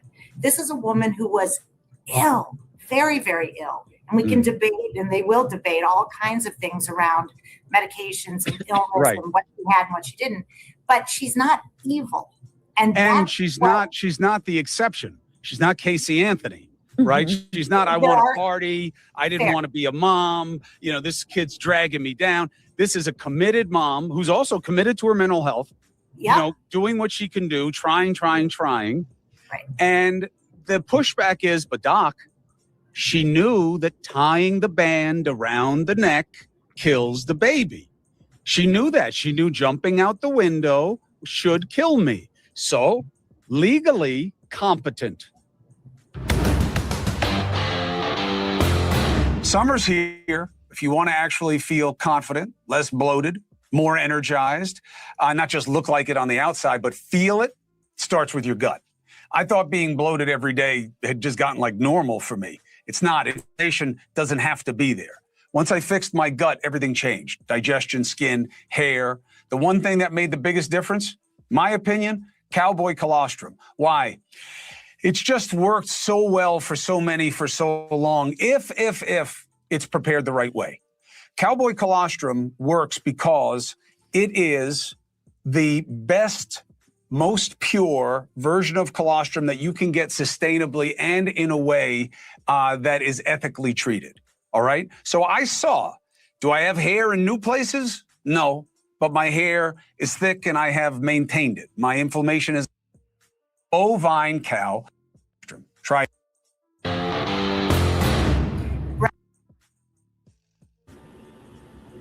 Sorry about that, everyone. If you want to see the actual commercial, you can go to his episode. Right, but what I would like to say, I don't know. I can't comment on that. But just because a person who's mentally ill, like go back to Andrea Yates, right? Her belief, her fixed, false, out of reality belief, otherwise known as a delusion, and hallucinations, command hallucinations telling her she was a bad person and the only way for her kids to be saved was to kill them. She killed them, right? She thought in an altruistic way she was doing the right thing. This is, I don't know if you guys can hear me. Let me know if everything sounds okay. I might be having some microphone issues. But this is kind of reminding me of, not that I think that she was, legitimate in this claim, but it's kind of reminding me of Lori Daybell and what she wanted to pretend was happening. I don't know if you guys listened to the statement that she gave at her sentencing. She kind of tried to make it sound partially like she was not in her right mind and also like she thought she was helping her kids. And I personally believe that was an act, but it's kind of interesting that, I guess according to these experts, that's possible. There can be people who actually think that they're supposed to be doing this when they're in the grips of psychosis. And I guess if you've never experienced psychosis, which I haven't, you don't really understand what that's like. And that's why it's so hard for us to get our head around somebody wanting to do something like this, because like she said, what mother in her right mind, it's just not possible. It's unthinkable, and it's like the most unnatural thing ever. So it's interesting to try and understand the components of that mental illness. Thank you, CJ, and thank you everyone for jumping in. We are waiting for everybody to come back from their excursion, and then we will see what time testimony resumes. Thank you for watching, and this is Cuomo's episode from a few days ago, which is really interesting. I'm enjoying this one a lot. Thanks for watching with me, guys. So did she know they would die, right? She thought they would ascend to heaven, right? Because she was bad and they were cursed. So I think that you have to, you're not thinking or even appreciating the mind of someone who's got active mental illness. You may know what will kill someone, but the reason you're doing it is because you have a belief in your mind or command, auditory, or other hallucinations telling you to behave this way because it is the best thing for these beloved children. Right. Now, here is the sad reality. Prisons, as Sarah Azari knows and I know, and you may know, Doc, but you're about to know if you don't, they are filled with profoundly mentally ill people who had no idea what they were doing when they did it. So why are they there? Law is very narrow, the policy behind it, narrower still. We punish. We don't like mental illness. It's weird. How can Chris Cuomo have anything go? He looks fine. The guy's built like a tank. He's fine. No, he's got depression. He's got this. He's got that. Yeah, I don't see it. Suck it up. Don't be sad. We are way primitive, right? We're just starting to make little incremental. You still can't call addiction anything to do with mental illness. You go, oh, no. That's choice. That's choice. You took those drugs. Oh, no, but they were self-medicated. Yeah, but not at first. But at first you just liked it. You're just a partier. And now it's out of control. It's on you. That's who we are as a society. You do not see it in Europe. The jurisprudence on these cases is very, very different. They go hospital first before they even contemplate trials. So, but here we are. And Sarah, to that point, that what feels right is not what is right within our system. You're going to jail if you knew that what you did was likely to cause death to somebody and you did it. Yeah, I mean, look, LA County Jail, Cooks County Jail, and Riker Island each have more mentally ill inmates than any psychiatric ward in the United States. I was shocked when I read that. And we are very quick to send people to jail and prison where it's the wrong destination. Obviously, number one, they don't get treated there. They deteriorate there. I'm going to jump in again. Sorry, I'm back. But I wanted to touch on what he was saying there, with how, society wants to punish when it comes to mental illness, and we don't like mental illness. And he's saying that, people depict it as weird and it's just odd. And I get what he's saying, but I also just kind of want to counteract that with, I don't want to undermine, and I don't think he means to, but I don't want to undermine like the level of danger that these kids were in, and some kids are, if they're in the care of someone with that degree of mental illness. So I understand what he's saying. I understand that there's this societal stigma and stuff like that, and I don't think it's what he's doing is trying to undermine that level of danger that the kids were in. But it's also true. It's also true that there's this huge stigma attached to it. So where, like, just philosophically, where is that balance, right, between safety and still being tolerant of people who actually need help? And I think this case highlights it a lot. So that's pretty interesting to me. But I think the difference in this case, I mean, when you're talking about mental illness, that's one thing. When you're talking about not guilty by reason of insanity.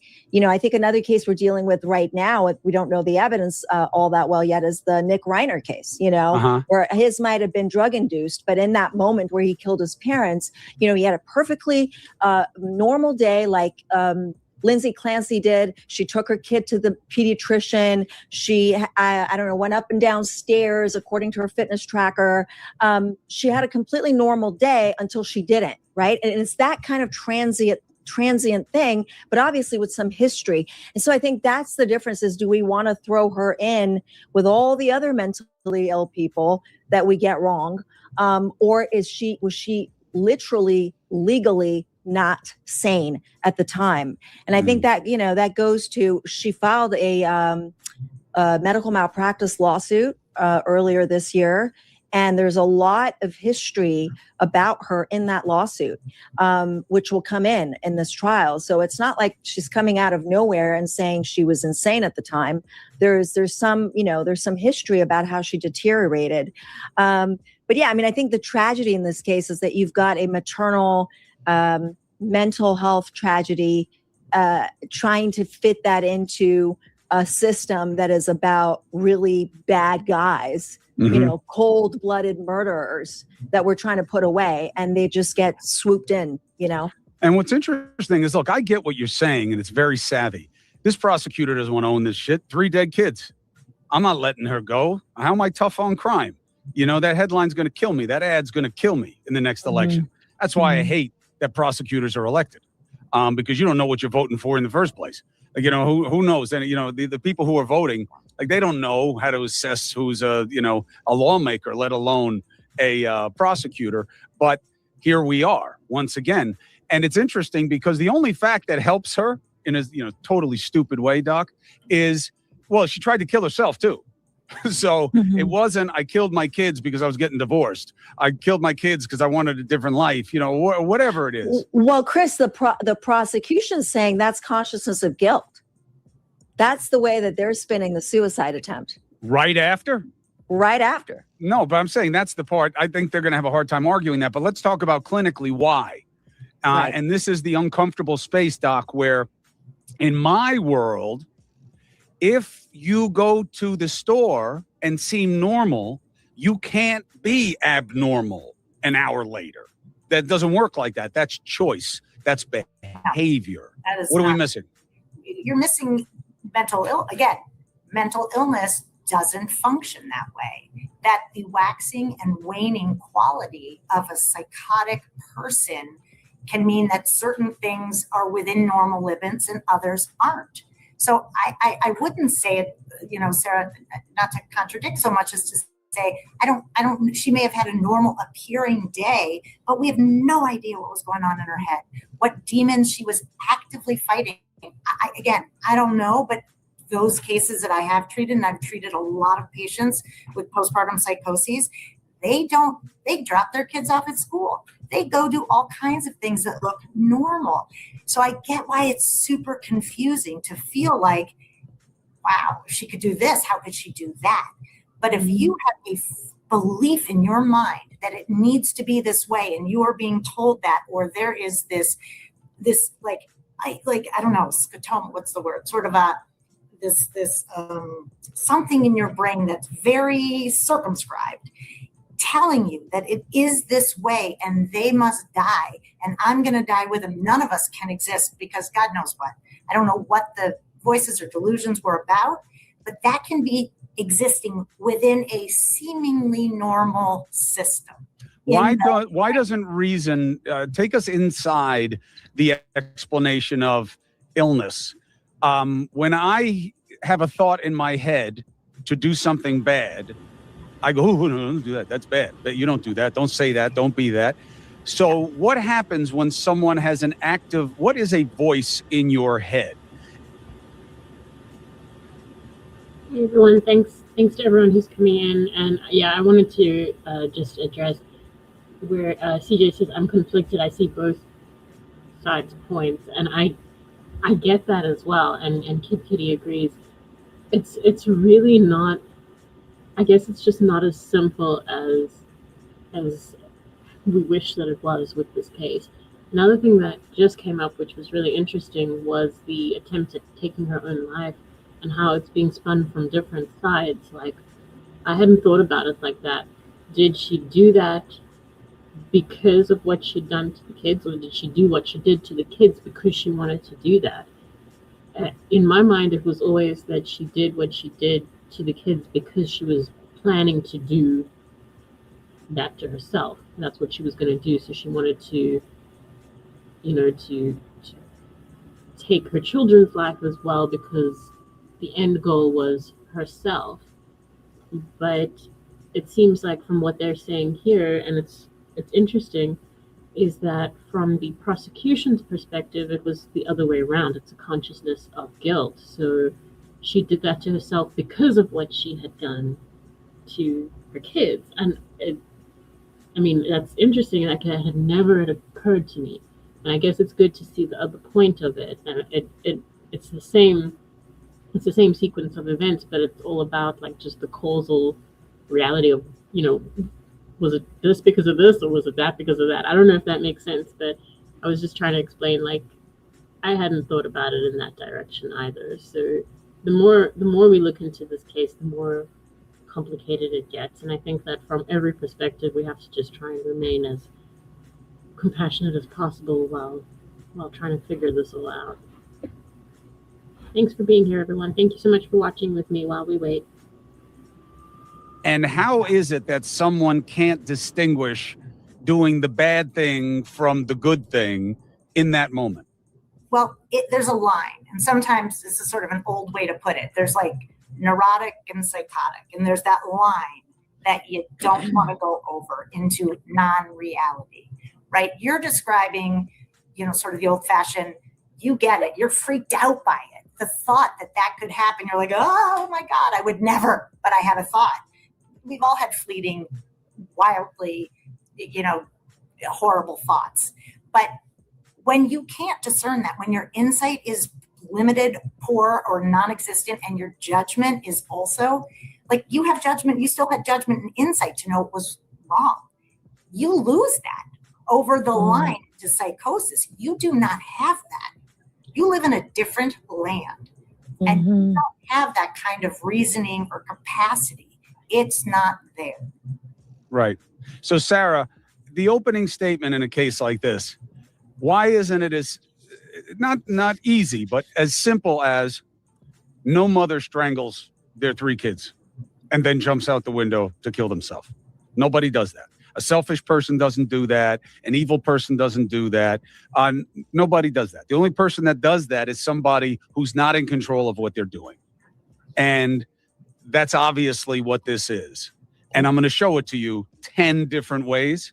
But the idea that she intended to kill her kids is not what was going on inside her head. And I can take you there. Or is that all well and good, Sarah? But at the end of the day, yeah, she did mean to kill her kids. Why she meant to kill her kids is everything the doctor just said. And that's great, but it all goes to sentencing.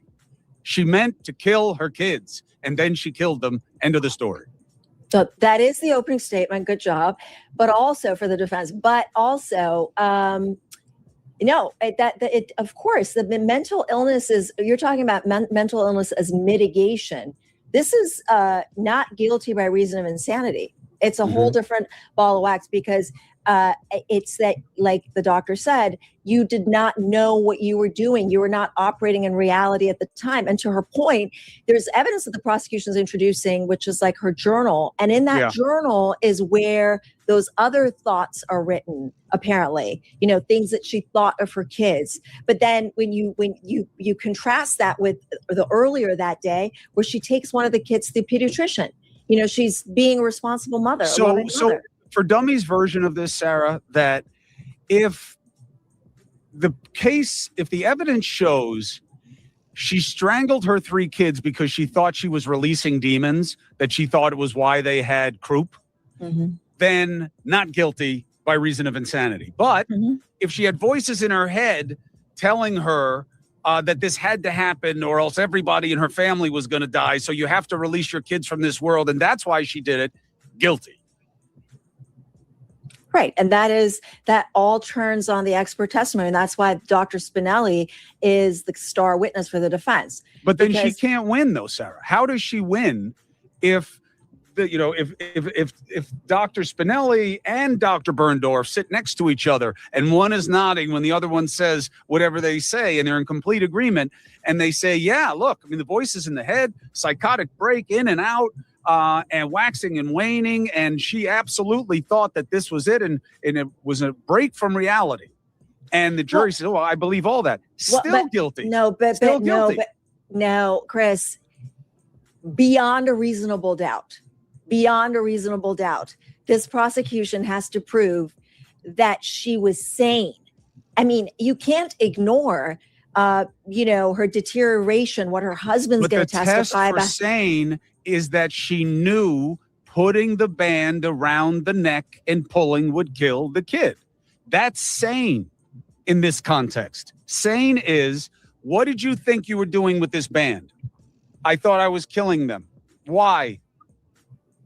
Here's my reason. Okay, but you knew that this was killing them, right? Yes. Well, I mean, you're being the prosecutor. I mean, the prosecutor is also going to say that she had plenty of opportunity to stop because strangulating kids with, or anyone takes time to unconsciousness, takes time to death. And so she could have stopped, but she did it, right?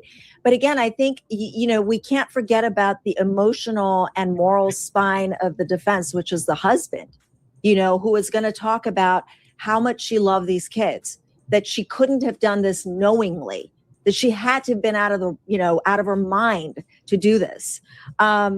Listen, I think one of the bigger questions here is, okay, so she's acquitted by LCR. She just walks out of the courtroom? No. She may never see the light of day because she's going to be in an institution, because every year she's going to be in this adversarial process where they're going to petition her to stay in year after year after year. So, it's better than prison or jail. I don't want to say it's the same thing because she gets treatment. She will not get treatment in prison. She'll deteriorate. But at the end of the day, it's not like, a not guilty verdict where the defendant walks out with their lawyer. This is not what's happening here. So the question is the destination. What is the right destination for her? It's interesting. The suit that I would be more interested in, and Doc, this one you will want to talk about, is the husband is filing civil suit against the providers and saying, you knew or had reason to know or should have known that my wife was way down the line and that nothing was working and it was getting worse. And you didn't do anything to remove her from this kind of risk. Can you hear me okay? Yep.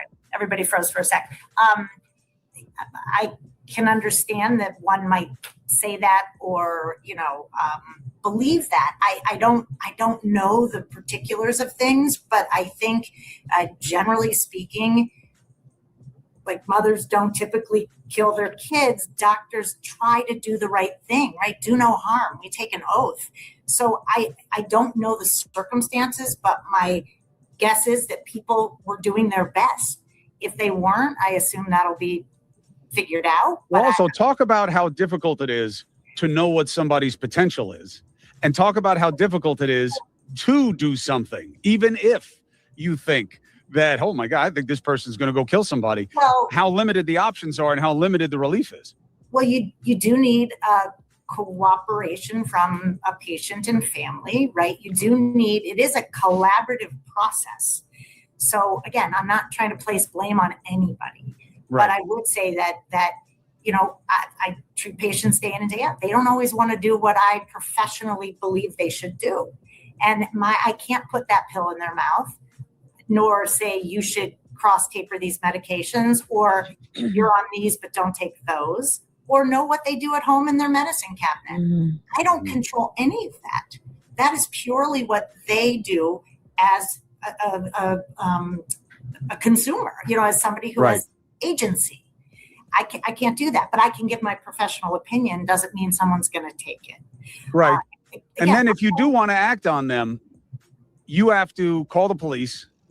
If they don't cooperate, obviously, and you don't have a specific law in your jurisdiction, that helps you with this, you're going to have a hard time getting them put anywhere for any length of time. Yes, but there are, there in different states, there are, rules of law that help you. If I think someone's a danger, an imminent danger to themselves or others, I can call 911 or the police, or, Right.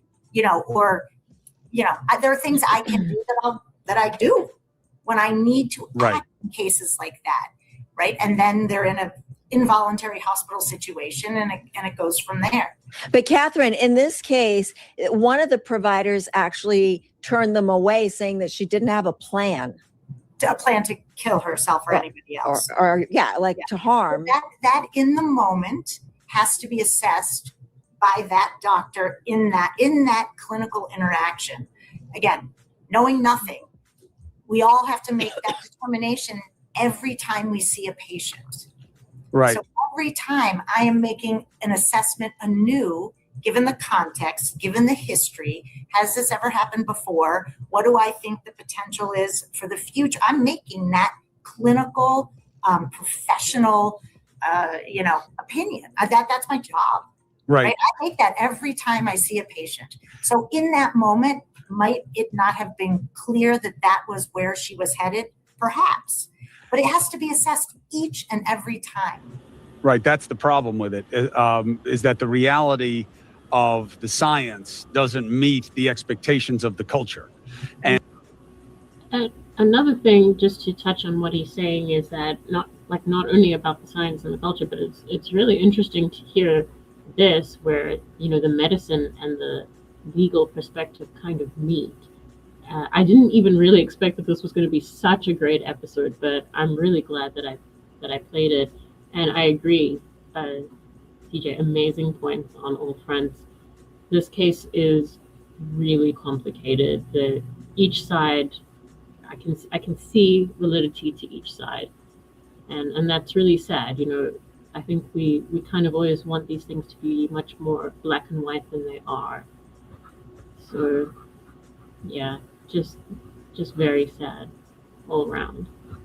But yeah, great episode this. And Sarah, the interesting line to walk, the ace, what's the ace in the hole in this perverse way, is having the husband.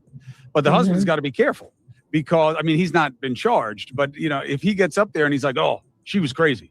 There's no way that she could have been understanding what was going on. she was spiraling. Well, why'd you leave her with your kids? So there's a little bit of a double-edged sword. Right? Yeah.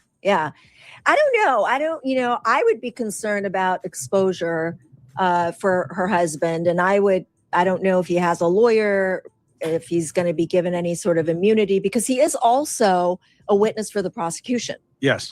So he's a witness for both sides. And now typically, if he was just a witness for the defense, good luck trying to get immunity, from the other side. But since he's also their witness, I'm wondering whether there will be some sort of immunity, or at least, an attorney appointed to him. But you're right. He does have some exposure. That day, and this is part of the premeditation evidence for the prosecution, she sent him out to a further spot to pick up food, further than the normal place that they would get takeout from, and also sent him on a pharmacy errand. And so the whole idea that the prosecution, she bought time.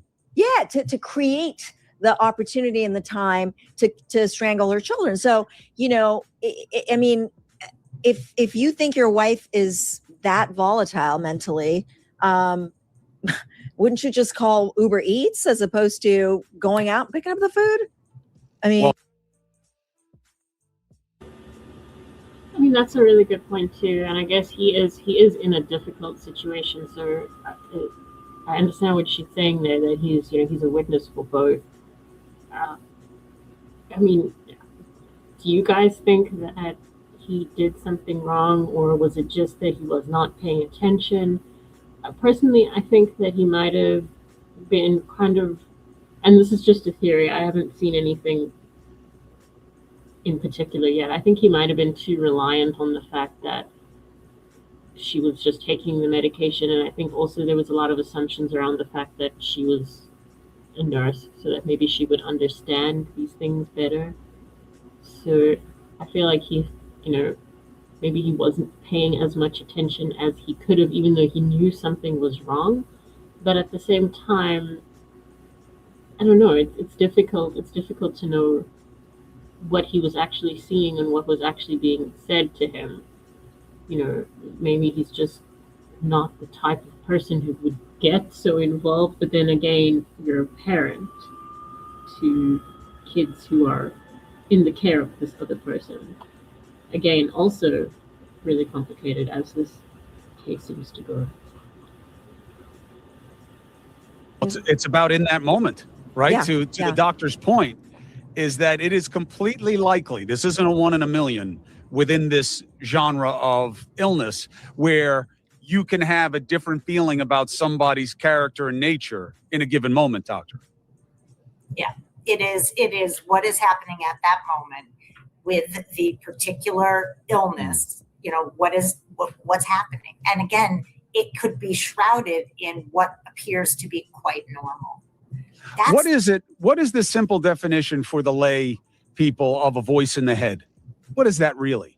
It's a hallucination. It's a, right. So again, psychosis is the line over not reality. You're outside of the norm of reality. And what we know about it is that there can be voices that come sort of inside the head from outside the head. You can be internally responding or stimulated by things that are happening within the brain that you think are actually real, right? This is a physiological or biological part of these illnesses. Now, you had mentioned before,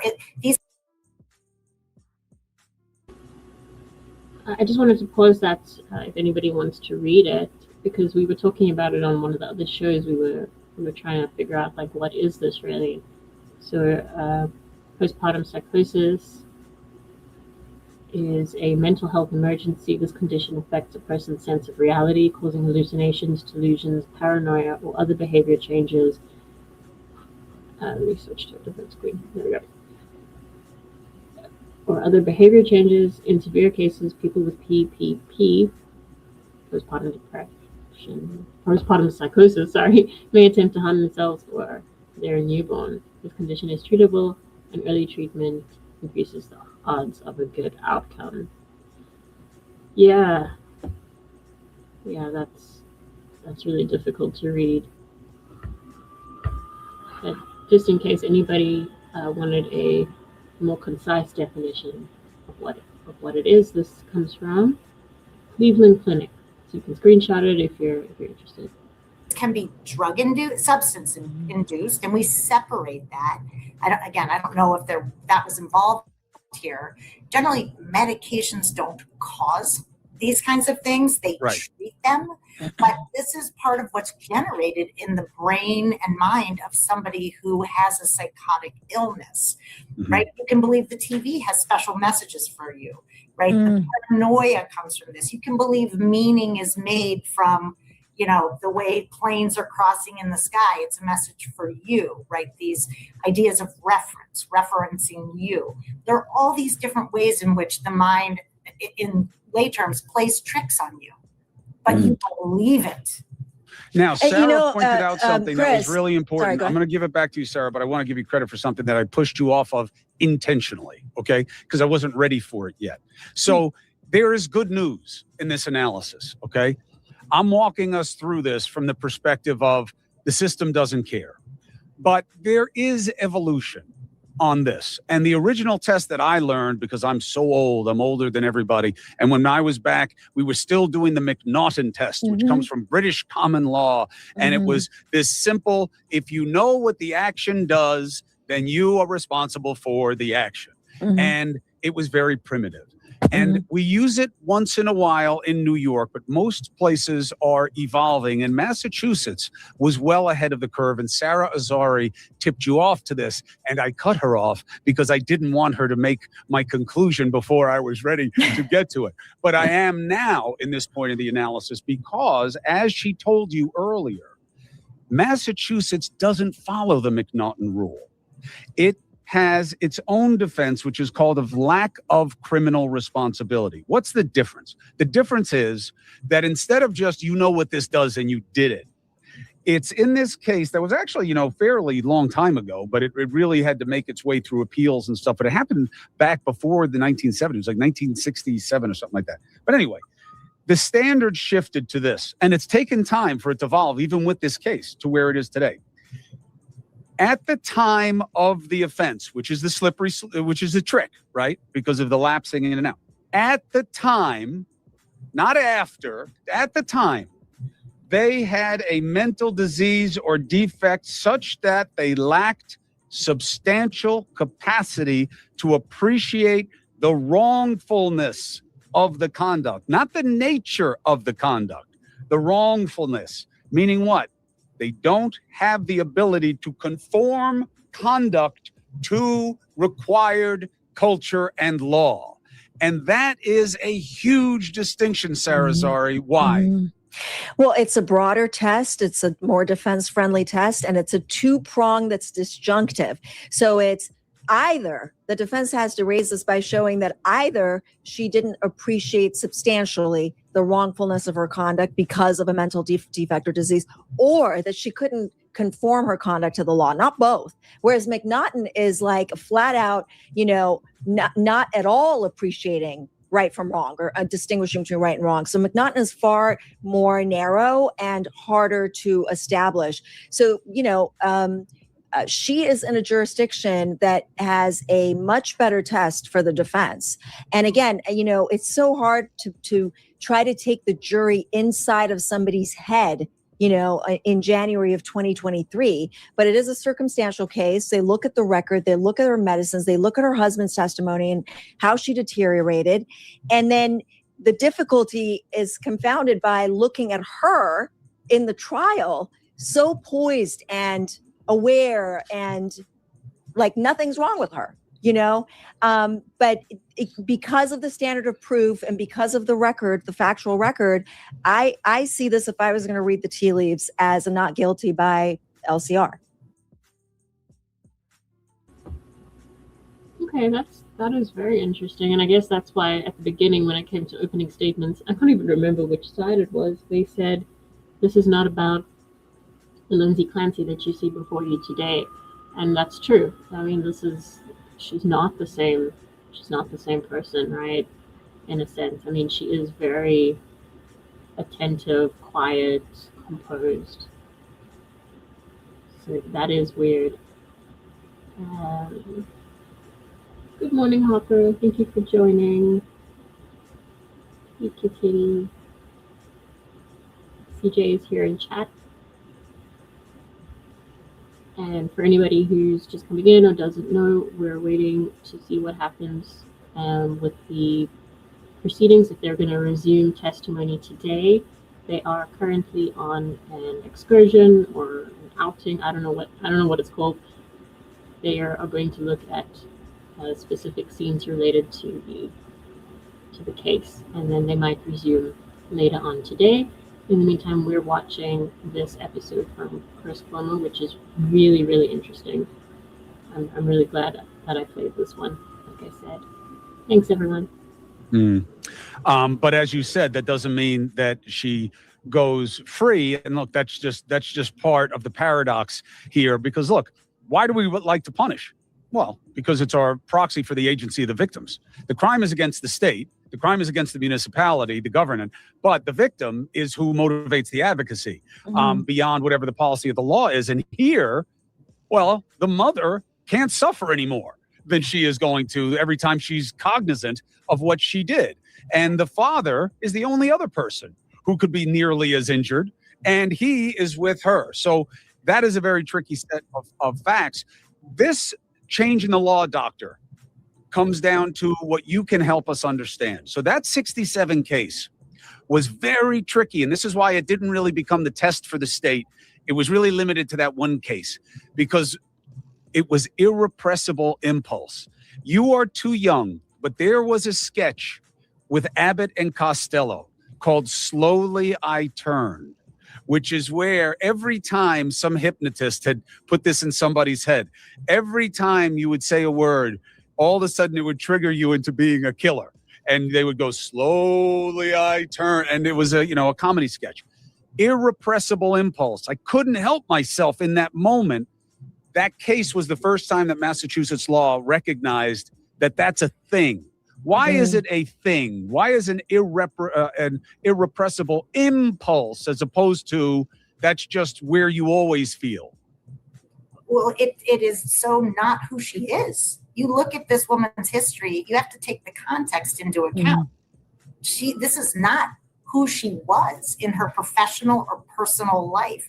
It's such a cluster, right? It's such it's so dichotomous. It's hard to accept that this poised, beautiful woman could possibly feel this way inside her head. It's hard to get inside that head, but I think in a way you're sort of saying, get inside the head of someone who is feeling disconnected, disorganized, confused about reality as it relates to this specific thing, not everything, but this specific thing, and they believe it hook, line, and sinker, and they act because they are acting out what the mental illness is telegraphing. It is, I don't know, again, I don't know the word, an irresistible impulse. I don't know that doesn't make that much sense to me. It's more that the illness dictates this. It is well-known part of an illness like this, period. Sarah, whether she is found guilty or not. I understand what she's saying, and she's here to speak from a medical perspective. So I understand that she's not speaking legally, but legally speaking, that's actually terrifying. That there could actually be this argument that the mental illness is what's acting this out. There's absolutely no responsibility on the person who did the crime. I don't think it can be all that either. There has to be some kind of knowing, even when a person is really sick. Not guilty. Does she wind up in the same place? Well, if she's found guilty of first-degree murder, by the way, there's two ways the prosecution can get to first-degree murder in Massachusetts. They can get to it through premeditation, but they can also get through it through atrocity and cruelty, which is the whole idea of her strangulating the kids with the exercise bands, having the opportunity to stop and not stopping, right? So there's two ways to get to it. If she gets convicted, it's a first-degree murder conviction. She gets LWOP. She goes to prison, never sees the light of day. Very tragic. The judge can't send her to the same hospital that he would send her to otherwise? No. She can get treatment in prison. But she's going to prison. But she's going to prison. And then if she's acquitted because of LCR, then she goes through an observation period of, I think it's like 40 days, but they could waive that because she's already been in a jail hospital for a period of time. And then the prosecution has 60 days during which they come back to petition her commitment. The initial period of commitment is 6 months. And then thereafter, good luck, because every year they're going to repetition her commitment and try to keep her there for the rest of her life. And what's insane to me, no pun intended, is that, even if the facility medical director says, okay, fine, 10 years have gone by, she's okay, she's not a harm to anybody or herself, she should be released, the judge can still keep her in there. So there's no quiet release. Everybody has to be on board. Yeah. Doc, final thought about postpartum is common. The degree varies greatly. My understanding is from other clinicians that it is still something that is very commonly missed or confused as something else by mothers. Why and what do you do? Well, the number we typically quote is 1 in 5, 20% of women will experience some kind of perinatal, so pregnant or postpartum mental illness. Upwards of 80% go undiagnosed and untreated. The stigma, the shame, people don't talk about it, medical profession or healthcare professions aren't asking about it. And the fact that there's such conflation with, when you're pregnant or postpartum, the first 4 signs and symptoms of depression sleep, appetite, energy, concentration, those are all disturbed. Those are also disturbed, but they're disturbed when you're pregnant and postpartum, and they're disturbed when you're depressed. So it gets confusing to identify this. But the important thing to know is if you can and access treatment, it's so treatable. This should not happen. These illnesses are super treatable. And that's what we do all day long at the Motherhood Center. We treat postpartum psychosis. We treat the women coming out of the hospitals. We see this all the time. And it takes time, and they may be in the community smoldering, not able to sort of get the treatment they need, but usually don't end up killing themselves or others. But we can treat that. I don't know if because I know that earlier on in the episode she was kind of defending doctors and stuff. I don't know if that's any help what she just said, because it's treatable. She's saying this should not have happened. Of course it should not have happened, but she's speaking like this person wasn't seeing doctors, and she was. So it's not like it just she went not noticing it. Like there were professionals involved. She was explaining what was going on, from what we understand. I also wanted to let you guys know that I think they're going to be resuming at 1 o'clock Eastern. I just see some other shows set to go off at that time, so I think that maybe they have information that that's when they might resume. Maybe. We'll see. We'll be here though. We have to be able to diagnose it, talk about it, educate, be aware, and then we can do it. We can help these people get back to normal living.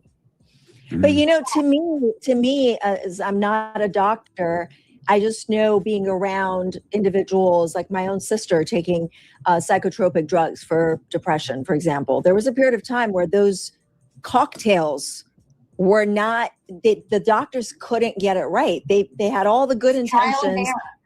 Yeah. And so that's right. It's trial and error, which is, it was scary. I mean, it's scary because further along, right? There isn't research, there isn't money put towards women's mental health, right? This is a real lack in the system and in our society to value. I think their health altogether, not just their mental health.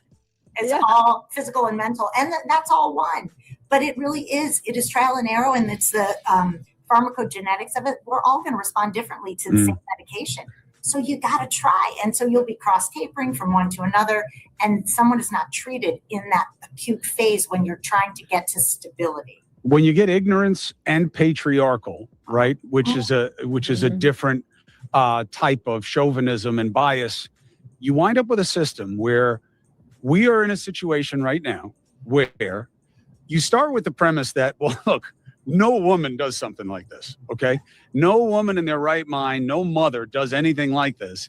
But we're now going to tell you about a system that ignores the needs of women in times of crisis so that they're more susceptible to being exactly this kind of woman that we're saying doesn't exist. And that is our reality, that oxymoronic paradox of we have this standard, but we do nothing to support this standard. That's gaslighting. I mean, and that's where you wind up where we are. All right, this was very helpful. Thank you for walking me through it this way, clinically and legally. I appreciate you both for it.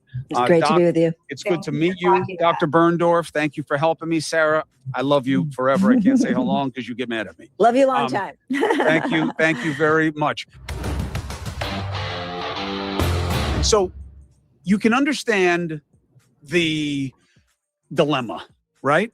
Of, well, did she know? Did she not know? And what is crime and neurosis and psychosis? And even without getting in the weeds, you can kind of understand what was going on with Lindsay. You can understand it. I think you can understand it better from the defense perspective than from the prosecution's perspective, but we'll see how it plays out. And you can understand the fix that the prosecutor's in. 3 dead kids, you're going to let it go? And you can understand, having to judge that.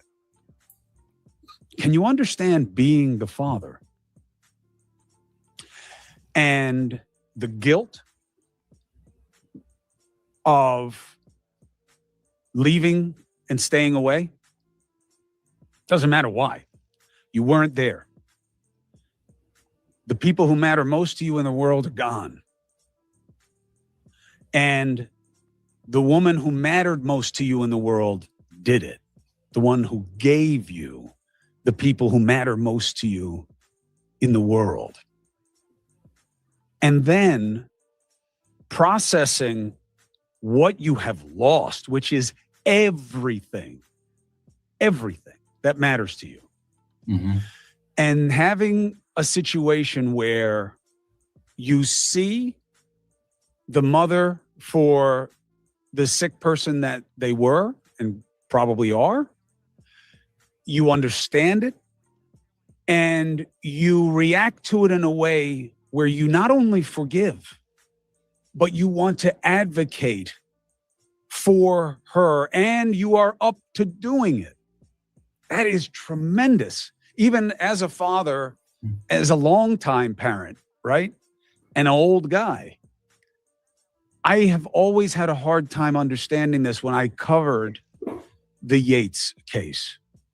And Rusty Yates, who I've interviewed before, Andrea Yates' then husband, and how he lived through it, how he processed it, how he survived it, how he came to see Andrea Yates and why it happened the way he did, and what it means to him today when he sees this case.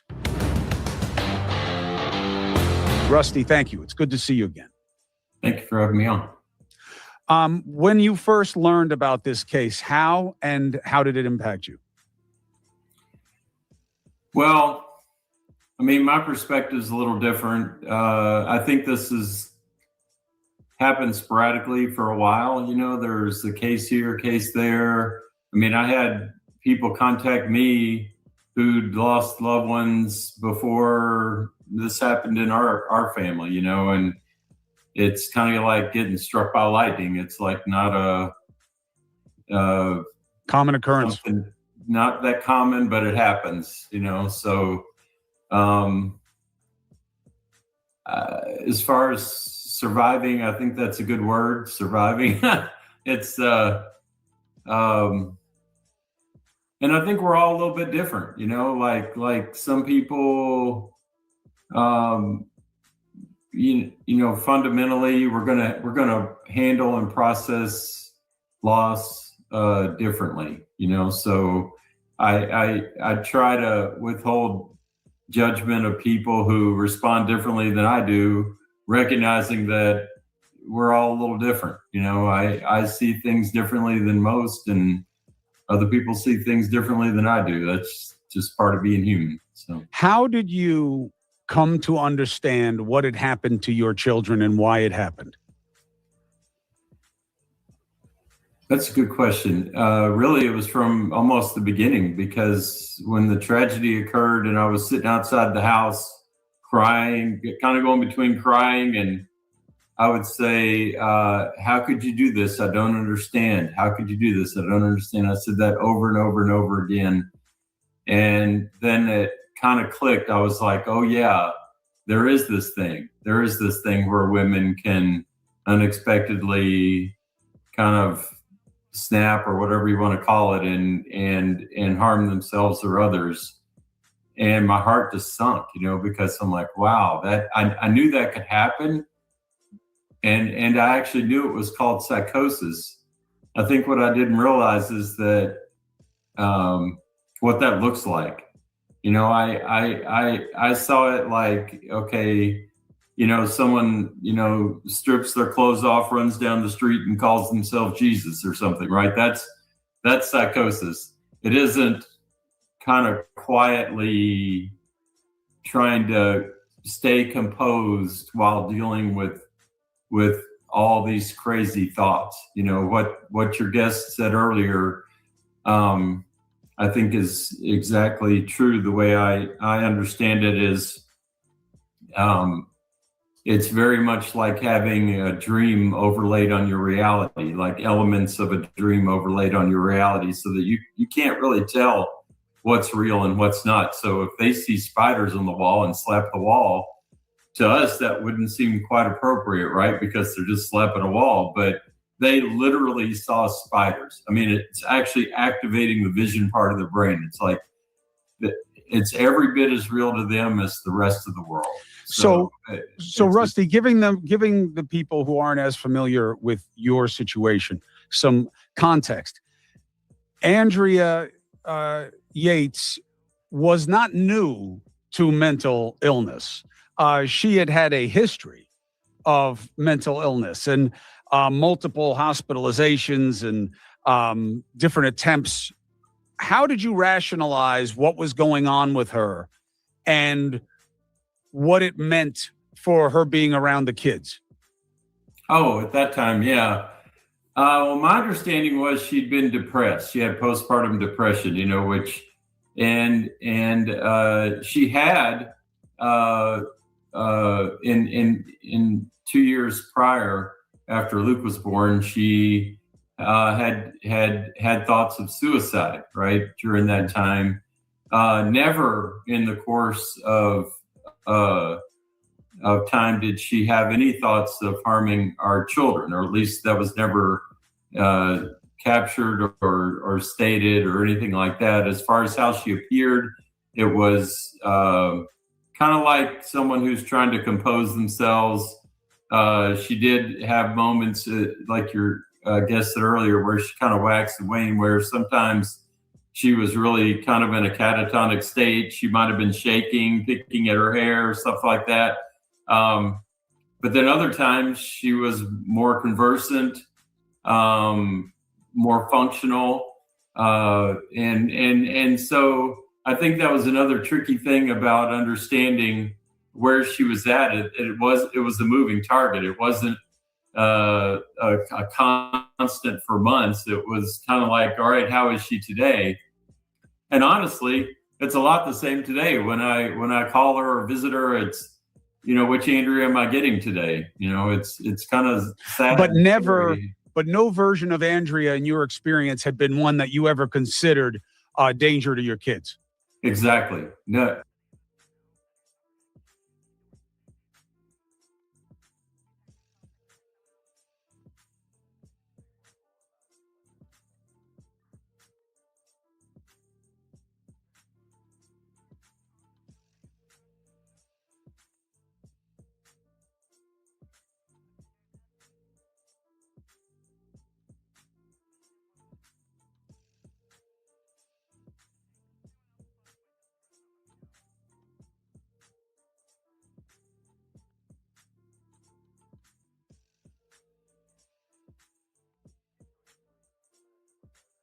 In fact, it was completely the opposite, because she's such a loving, giving, caring person. If they ever scraped their knee, they weren't running to me, they were running to her, because she'd dote on them and hold them and put a Band-Aid on it, even if there was no scar, So whereas I might say, hey, I don't see any blood, get back after it, So that was her, though. And so kind of what you said earlier, it's the person in the world that you trust most. And I think that's one of the hardest things to deal with, that level of betrayal. Because do you ever want to put yourself in that position again where you could trust somebody to that degree where you might be betrayed again? So the decision to testify on her behalf for the defense in the trial, how hard was that? It was an easy decision. I was going to do what I could to help her. I think while I was on the stand, I just shook my head, because I thought this whole thing is kind of like what you alluded to earlier. It's a complete waste of time. It's like, it's cruel, it's wasteful, it makes absolutely zero sense. And, through the years, I've kind of come to realize that what we have is a legal system, not a justice system. And if we treat it like that, then it makes sense. Then it's like, okay, maybe it tries to find justice occasionally, but really it's a legal system. You know, it's interesting. Yes, that distinction is drawn and is fair a lot. It's certainly imperfect. It's certainly it certainly is imperfect. Let's just leave it at that. The interesting pushback to your assessment of this being an ineffective use of resources and emotion, the usual pushback is, oh yeah, say that to Rusty Yates. Say that to the father of those kids. And now see, but you are the father of those kids. And Exactly. you're saying it. So how did you get over your sense of loss and pain?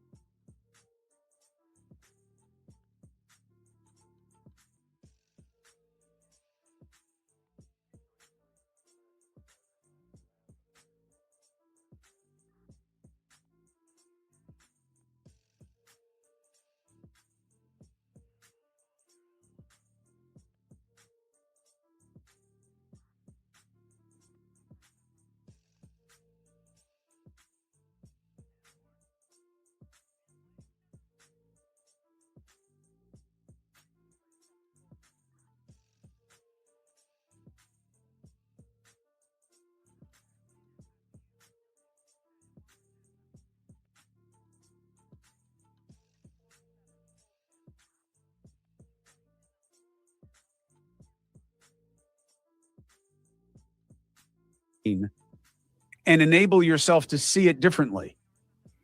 I don't think those are really the same thing, getting over loss and pain. And I think that's what people can get confused, that, hey, if you support Andrea, then you don't really care. And that's the furthest thing from the truth. I think it's been 25 years and I'm still, I'd say, pretty close to getting back to where I was before the loss. I mean, it's devastating, and it isn't just the kids.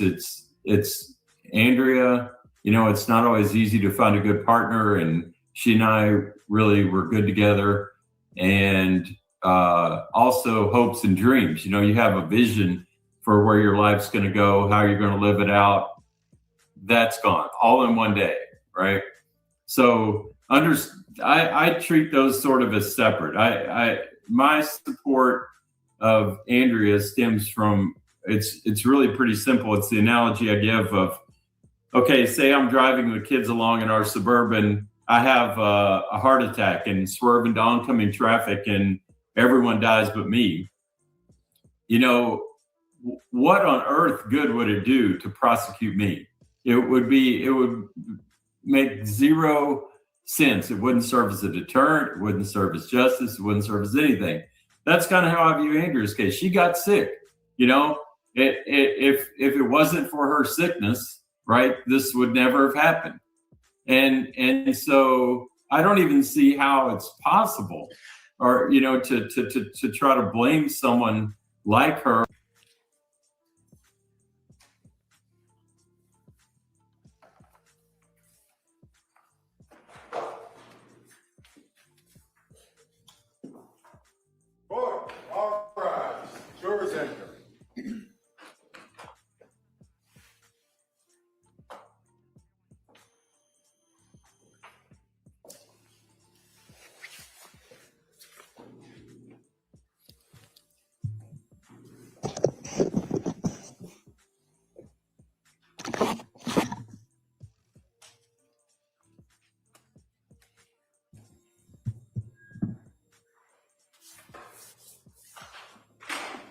This court's now in session. Please be seated. Your Honor, for the purpose of the record, we return back to the trial of Commonwealth versus Lindsay Clancy. All parties are present, including the defendant and including all 18 jurors. All right, thank you, Madam Clerk. Members of the jury, we're now going to return, as I told you before, to the Commonwealth's case, and I'll ask the Commonwealth to call their next witness. The Commonwealth would call Mark Anthony Mafia to the stand.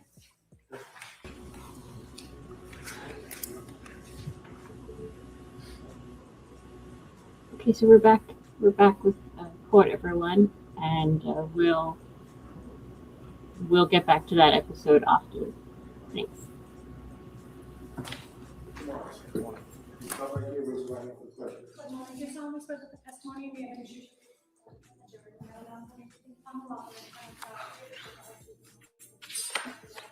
Thank you, sir. You may have a seat. All right, good morning, sir. Good morning, Your Honor. All right, Attorney Buckingham, please. Thank you. Good morning, sir. Good morning. Could you please tell the jury your first and last name, please? Yes, Mark Anthony Mafio. And how about spelling your last name for the purpose of the record? Maffeo. And where are you employed, sir? Duxbury Police Department. How long have you been a police officer? 12 years. And has your career been with the Duxbury Department, or do you work anywhere else? I worked in Rockland and Cohasset prior to Duxbury. So how long have you been at Duxbury Police? 9 years. 9? Yes. What's your current rank or assignment at the Duxbury Police Department? Patrol sergeant. And I'm going to draw your attention back to January of 2023. What was your assignment then? A detective. Were you working on January 24th of 2023? I was not. I was called into work. Okay, so who contacted you? At the time, it was Detective Sergeant Jamali. And is that the normal course in Duxbury when a larger incident or investigation occurs, that sometimes you'd be called in to work a scene if you're not on shift? Yes. And Detective Jamali, where did he tell you to go?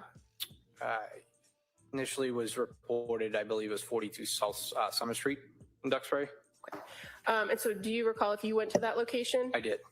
When you arrived there, was the scene still active, meaning there were still kind of ambulances and everything on scene? Yes. Did you go into the house? Not at that time, no. Were you advised when you arrived on scene that one of the parties was being sent to the South Shore Hospital? Yes. And so as a result of that information, what did you do? I was then tasked with going down to South Shore Hospital. Now, when you went to South Shore Hospital, did you know the party that was going to be transported there? Yes. Who was the party that you were going to meet? I was advised it was one of the homeowners, Lindsay Clancy. And you later became aware that the home at 47 Summer Street was the home of Patrick and Lindsay Clancy, correct? That's correct. And again, you were also later made aware that they had the 3 children. Correct. Were you advised of where the 3 children were? Yes. And how about the husband? Were you advised of where Patrick Clancy was? I was. As far as the people transported to South Shore Hospital, you came to learn that only Lindsay Clancy was sent to that location, correct? That's correct. Did you expect somebody else to be arriving there? Initially, before I had left the residence, it was a little bit of confusion. They thought that the husband was also being transported to South Shore. And at some point, were you later advised that that ambulance was turned around and sent to Beth Israel in Plymouth? Correct. So when you were at the South Shore Hospital, did you have an opportunity to observe Lindsay Clancy? I did. In what condition was she when you observed her at South Shore Hospital? She appeared sedated and unconscious with several lacerations to her arms and neck.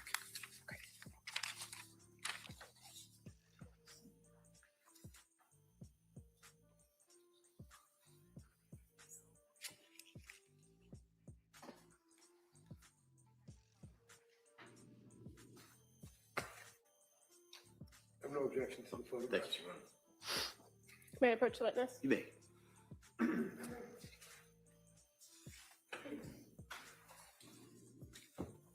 to show you 4 photographs real quick. If you could take a look at those. Yep.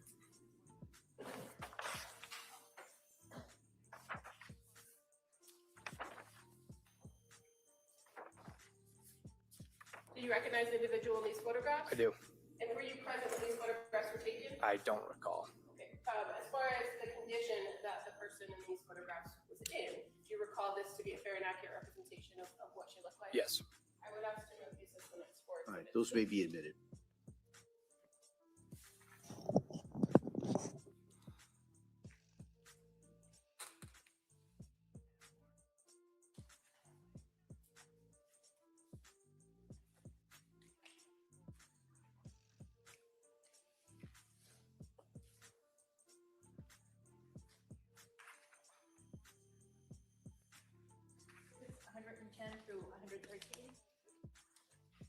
Sir, if I could just draw your attention to the screen beside you. I'm showing you now what's been marked as Exhibit 110, and who is the individual depicted in this photograph? Lindsay Clancy. And those are the injuries that you observed that day of her on her neck? Correct. And showing you on the screen what's been marked as Exhibit number 111. Again, is that Lindsay Clancy? Yes. And the injuries that you observed on January 24th on her neck? Correct. And 112, Exhibit 112, in the middle of this photograph with an arm extended, there are some cuts in a cut in the middle. Did you observe those on January 24th as well? I did. And finally, Exhibit 113, that would be the other arm. Did you observe those cuts to that arm? Yes.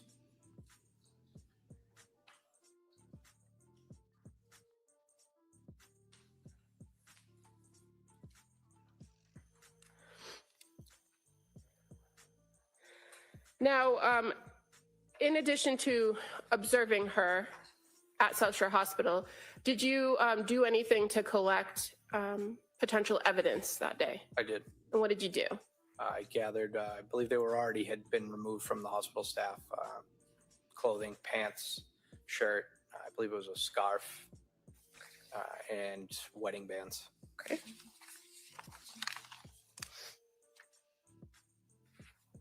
May I approach again? You may. I'm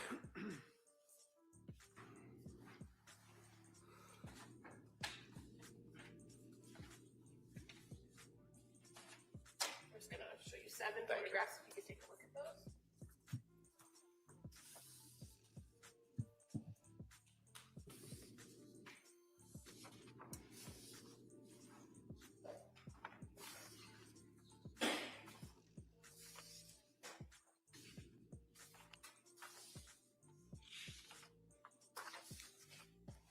Are these 7 photographs familiar to you? Are the items depicted in these photographs familiar? Yes. I move to admit these as the next exhibit, please. Any objection? I have no objection to any of the photographs. They may be admitted.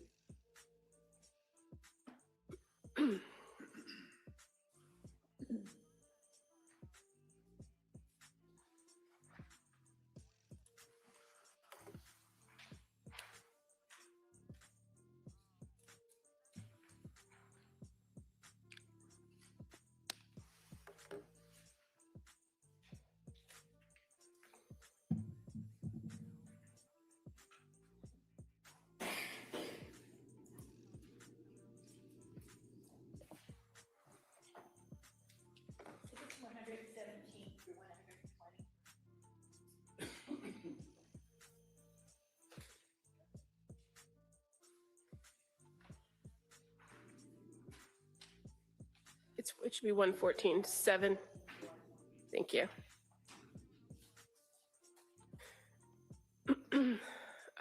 Thank you, Madam Reporter. Now, sir, the items that you then collected, you said that they were provided to you. Who gave them to you? It was one of the hospital staff. Okay, and so in examining those, you would agree that those items have been cut off of the individual? Correct. And so after taking custody of those particular items, did other law enforcement arrive at South Shore Hospital? Yes. And who arrived?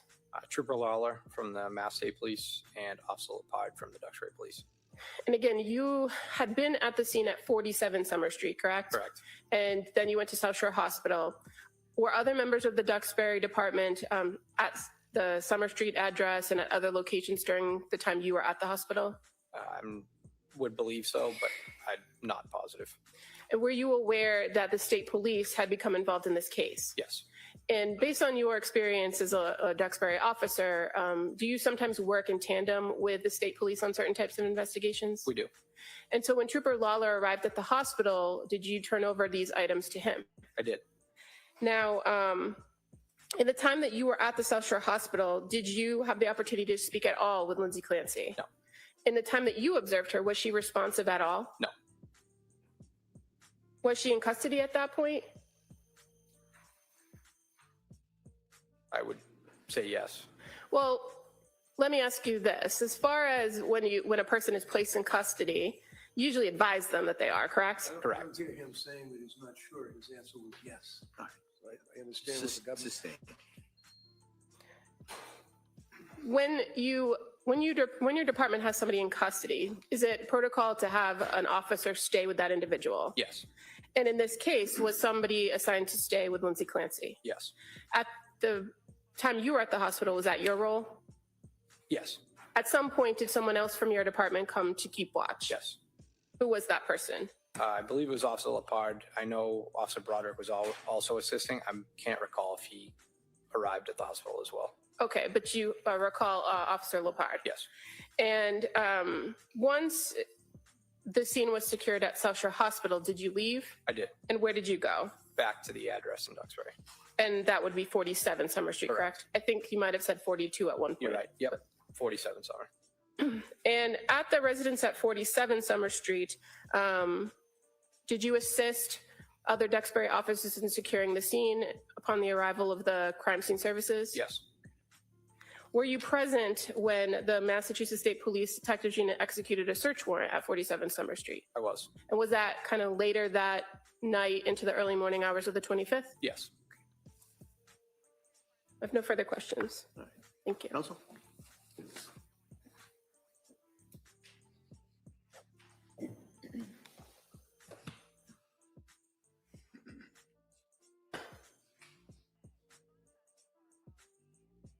Could I see the exhibits that were just introduced? I'm sorry.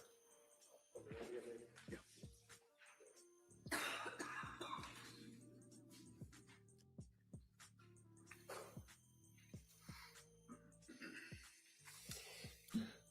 Morning. Morning.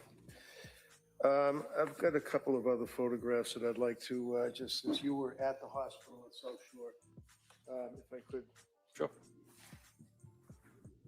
Is that what Lindsay's condition was when you went in the hospital and saw her? I don't recall those being on her legs, but I'm not 100% sure. But other than that, yes. Other than that, yes. Correct. So I would offer that, Your Honor, if I could. Any objections? May we approach? Sure, yeah.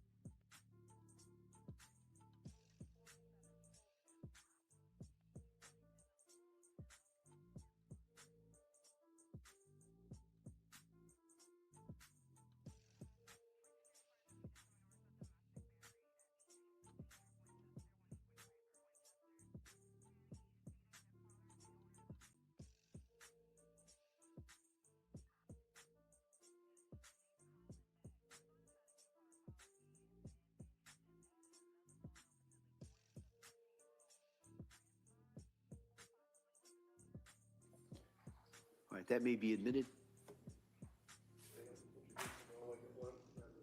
Sure, yeah, if you want to do that. You at some point had a chance to take a look at her face, I imagine, sir. Correct. Is that fair and accurate depiction? Yes. And she was unconscious at that point, was she not? That's correct. About this, Jim. All right, that may be admitted. And this, you said that there was some cuts on her wrist. That's a fair and accurate depiction. Correct. And cuts on the neck as well. Correct. And from the other side, right from the front. Yes. Okay. Thank you, Judge. All right. All right, those photos may be admitted.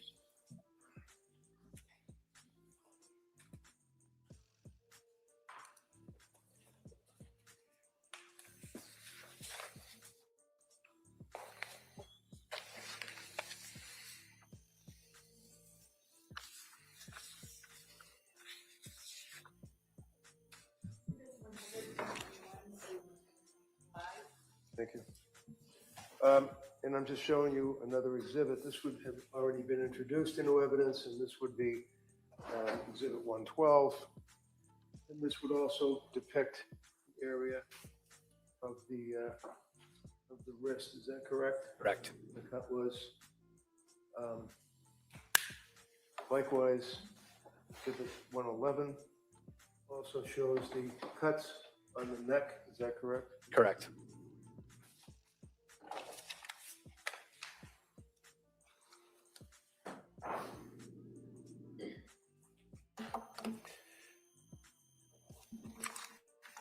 Now, when you went to the house, you were a detective at this point, correct? Correct. And obviously, you're working in tandem at this time with the state police. They were also investigating, right? Correct. But you were the detective for the town of Duxbury. One of them, yes. One of them, okay. And one of the things counsel had asked you about was the clothing that Lindsay was wearing, and it was cut off, right? Correct. So I'm just going to show you and ask if this appears to be a fair and accurate depiction, rendition of, for example, one of her items of clothing. Yes. Okay, well, I don't know that, so I'm just going to just make sure it's in, that's all. Does that show that there's blood on that item of clothing? Not that I see. Okay. Was there some type of residue of paint or something on the clothing, if you recall? I don't recall, no. No. Did you notice on the pants any blood on the jeans?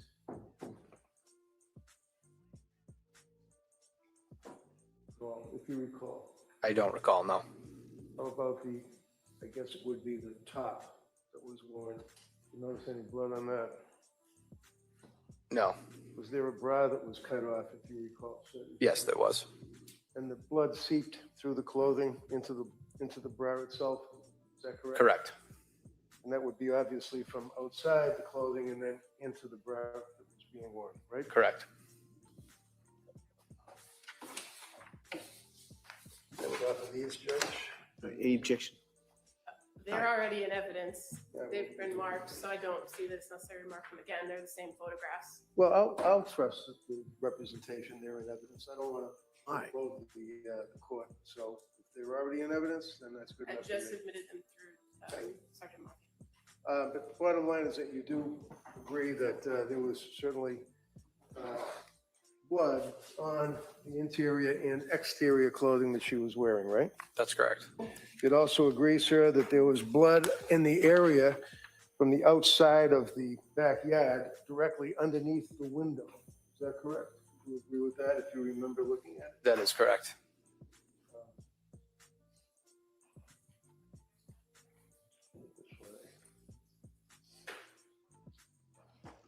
The ground, the snow, and the leaves that were underneath, of course, there were a lot of people walking around, but you could see the blood Correct. directly underneath the window, right? Back window. You notice blood that was on the window sill itself on the second floor, one hand, one mark on that window ledge. Yes. You also noted blood that at some point had gone onto the two shingles that were in the area underneath that ledge, underneath that window, right? Correct. Cut off of the blood on the floor, on the ground with the EMT documents. No objection. All right, that may be admitted. Exhibit 126. Thank you.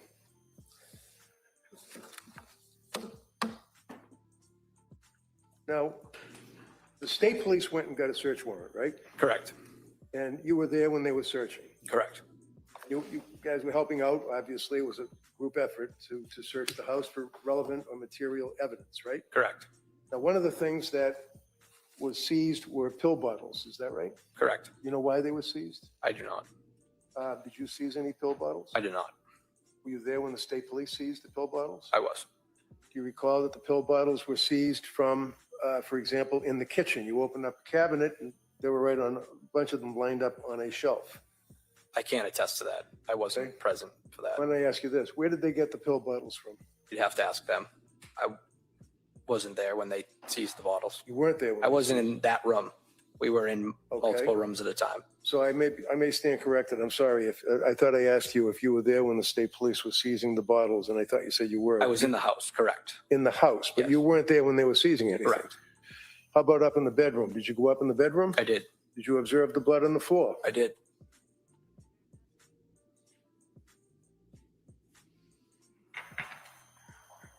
You observed when you went in the bedroom, it was very cold, right? Yes. Obviously, because the window was open, right? Correct. And when you went into the bedroom, you made observations as a detective of certain items, such as, does this appear to be a fair, accurate rendition of the floor, blood drops on the floor? It does. In the bedroom? Yes. Is this a indication of the bed itself, the right side of the bed, additional blood that was located on the floor next to the boots? Yes.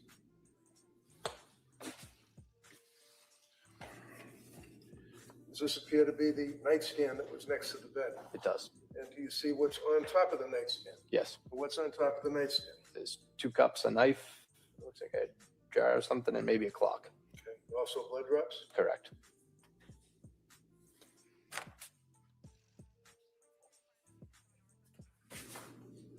This is a additional photograph moving farther down towards the right side of the bed. Correct. This is a close-up of the knife that was on the nightstand, as well as the little cup that was there, and something that says deep sleep pillow spray. You see that? Yep. And that was on that top of the furniture, correct? Correct.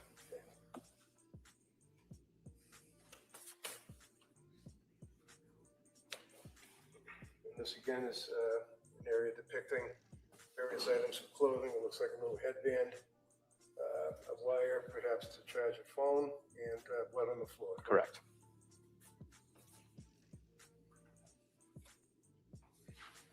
And this shows the location of the bed. Additional photograph of the blood towards the end of the bed, and also the area of the window, right? Correct. What off of these, Judge? No. Back to that photograph.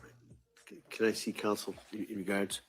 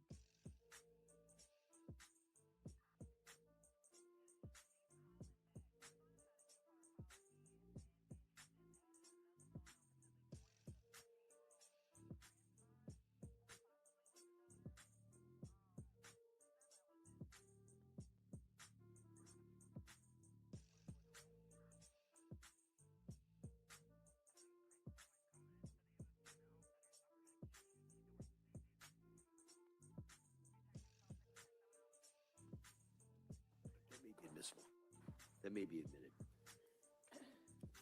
Just for clarification, this is also showing a different angle, but basically the boots that I already showed you and the blood showing that the blood kind of follows through along the edge of the bed, the furniture, and then up to the wall. Correct. Was there also, like, if you recall, one of those full-length mirrors? I don't recall. No. I don't. All right. Any objection on that? All right, those pictures may be admitted.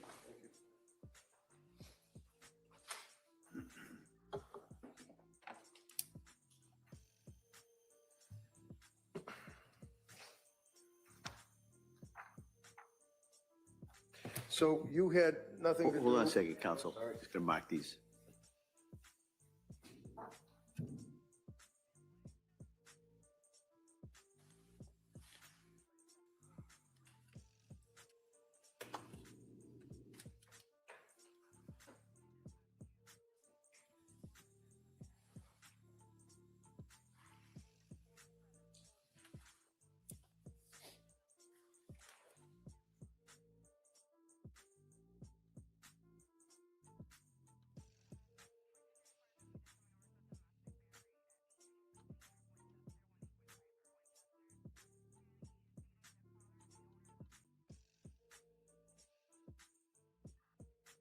I don't have a memory of looking in the cabinet in the kitchen and seeing a number of journals or spiral-bound notebooks and books. Correct. Was that pretty much the extent of your involvement with this case that night?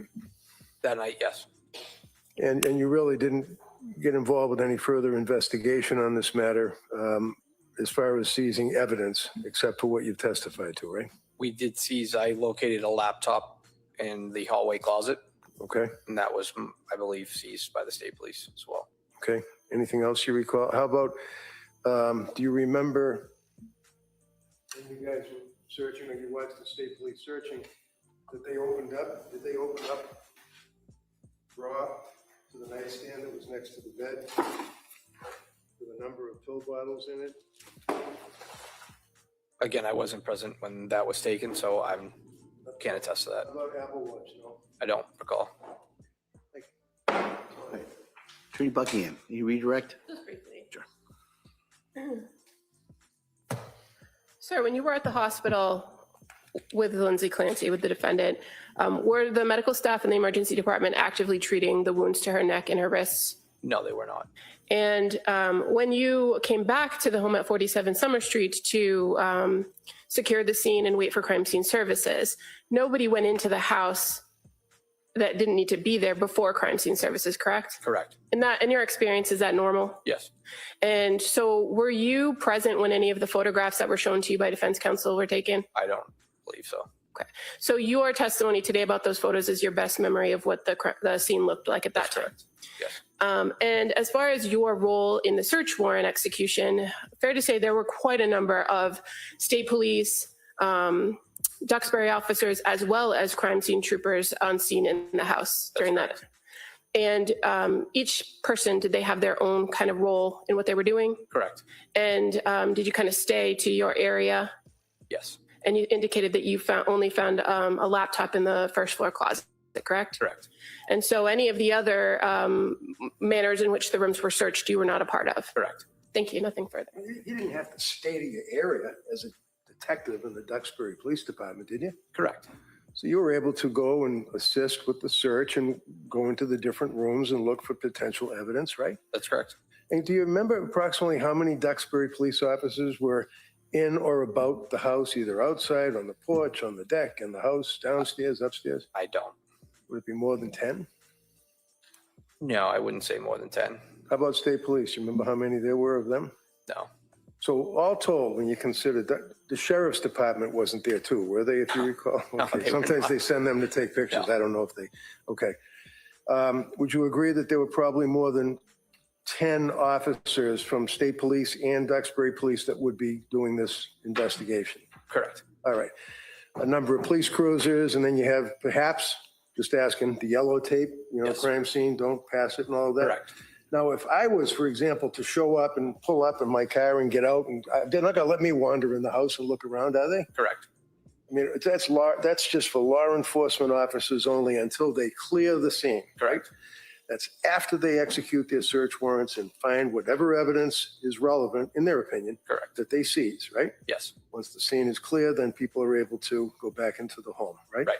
And you don't know, I would imagine, when they cleared the scene. Correct. Thank you. That's all I have. Anything on that? Nothing. All right, thank you, sir. Thank you, Your Step Honor. down. Thank you.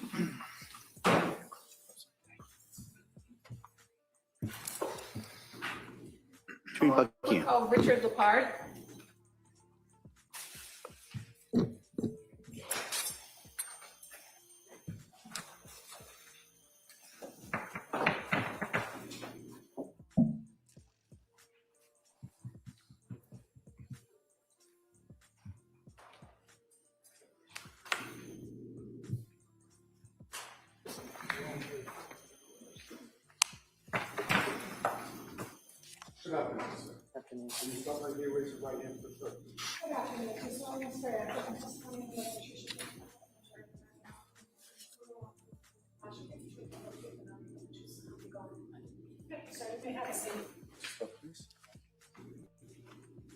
All right, good afternoon, sir. Afternoon, sir. All right.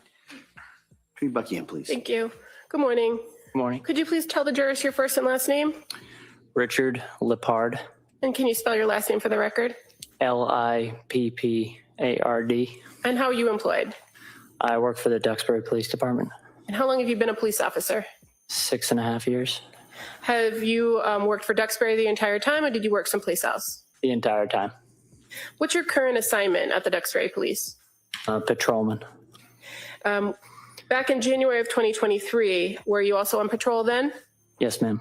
Were you working the day of January 24th, 2023? Yes.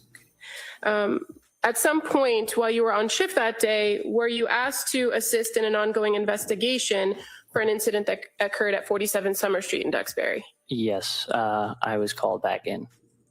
You were called back in? Yep. Had you finished your shift? Yes, ma'am. And so where were you asked to go? To the police department. When you came to the police department, where did they direct you to go as far as the investigation went? South Shore Hospital in Weymouth. And so when you arrived at South Shore Hospital, was there already another Duxbury officer there? Detective Mafia was there. Okay. And what was the purpose of you going to South Shore Hospital? To overwatch the person in custody. Okay. And did you learn who that person was? Yes. And fair to say that individual was a woman by the name of Lindsay Clancy, correct? Yes. What were your observations of her when you were at South Shore Hospital? She seemed to be sedated, not speaking or anything on the hospital bed, just laying there. And excuse me, when you were there or during the time that you were there, did you ever have any conversation with her? No. Did she remain unresponsive during the time that you were there? Yes. And were you also there when somebody came in and took some photographs of her? I do not recall. Were medical staff tending to her during the time that you were with her? Yes. Where in the South Shore Hospital was this? The emergency department or someplace else? Emergency department. And shortly after you were there observing her, did she or did the doctors indicate she was going to be transported someplace else? Yes. Where was she going to go? That she was going to be med flighted to the Brigham in Boston. And other than yourself or other law enforcement and medical staff, did anyone speak with her at the South Shore Hospital? No. And when you, when she was transported to the hospital in Boston, did you go along with the transport? Yes. Do you remember how she was transported? It was a med flight helicopter. So you rode in the helicopter with her? Yes. And when you arrived at the Brigham in Boston, where did she go there? She went to the emergency room. Did you remain with her during that time period? Correct. And was there anyone else with you at the Brigham with her? Officer Broderick. And so the two of you were, what was your role? Just to overwatch and stay with her. At any point when you were with her at the Brigham, did she ever, was she ever awake or responsive? No, not to my knowledge. And how long were you at the Brigham with her? About 15 to 16 hours. Okay, so fair to say it was over the course of that night into the next morning? Yes, ma'am. Over the course of the night into the next morning, do you observe her medical status change? There was some type of medical code during the nighttime. I'm not sure what it was. Okay, but you were present in the room when that happened? Yes, we were outside the room. Outside? Yeah. And the next morning, when your shift concluded, did somebody else from the Duxbury Police Department come and relieve you? Yes. During the time that you were there, did anyone besides medical staff or the law enforcement officers that you were with interact with the defendant? No. Thank you. Nothing further. Mr. Reddington. Morning. Morning. Afternoon. So, young man working for the town of Duxbury, and you were detailed to the home initially, correct? No, sir. You didn't go to the house at all? No, sir. Okay, you went directly to South Shore. Correct. And when you were at South Shore, your purpose was to, as you say, overwatch. Well, that basically is she was in custody at that point, right? Correct. So one of your obligations is to, I guess, guard the unconscious person and make sure to do what? Just to stand there? Correct. Okay. And you did in the South Shore Hospital, right? Yes, sir. And you made your observations of her, bandaged or whatever, laying in the bed, and she was not conscious, correct?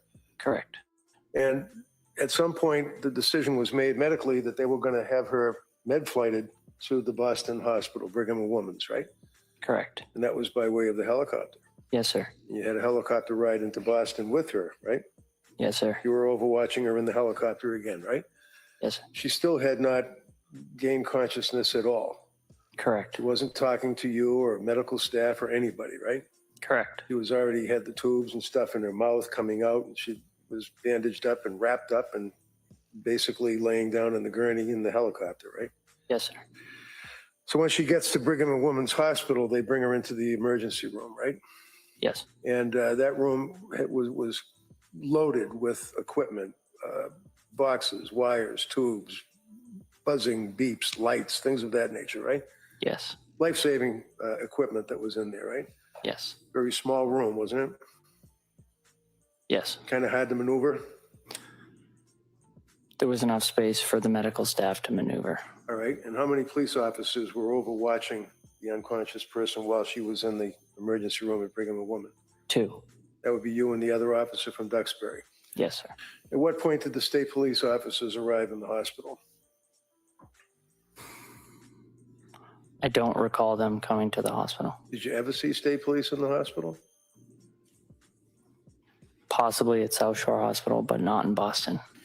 So you're in Brigham and Women's off of the helicopter into the emergency room for a day, is that correct? Correct, 16 hours. Did you go back there again after that day? To South Shore Hospital? No, Brigham and Women's Hospital. No. So you're limited to the time that you were there as to you and your brother officer were there in the room with her, correct? Yes. And a number of nurses and doctors, right? Yes. Fair to say it was chaos. It was like bedlam in that room, wasn't it? Yes, very busy. And you don't remember any other police officers? How about internal police officers from Brigham and Women's Hospital? Do you recall them being there? There may have been security, but I do not recall. So is it your testimony that you do not recall any other police being in that room or outside the room when you were there? Correct. Now, at some point, police were detailed, if you know, to sit outside the room to guard the door. Is that correct? Yes. And what were you guarding against? No, overall. Anybody coming to visit? Right, because nobody was allowed to visit, right? Correct. And then while you were there in the early morning hours, about 2:24 or something like that, there was, as you said to the jury, a code, right? Yes. And again, that kind of amped up the bedlam at that point, didn't it? Yes, sir. There were people running from all over, and you could hear on the microphone, code blue, with the room being identified, right? Yes. And that meant that she was dead or dying, right? Yes. She was chained to the hospital bed too, wasn't she? I do not recall her being handcuffed. You don't? No, sir. Okay. Do you recall when you left? The Brigham, sir? Yes. The next morning around 10, from what I remember. Okay. And you were relieved by who? Officer Daly from the Duxbury Police Department and Officer Johnson from the Duxbury Police Department. All right, so you've got 2 Duxbury police officers. And there, to your memory, were there any other law enforcement officers? Not with them, no. How about on their own? Did you observe other law enforcement officers come in that room or outside the room? No, sir. And then that was the end of your shift and you left? Yes, sir. Okay, thank you, sir. All right. Counsel, anything further? No, thank you. All right, thank you, sir. Please sit down. Thank you.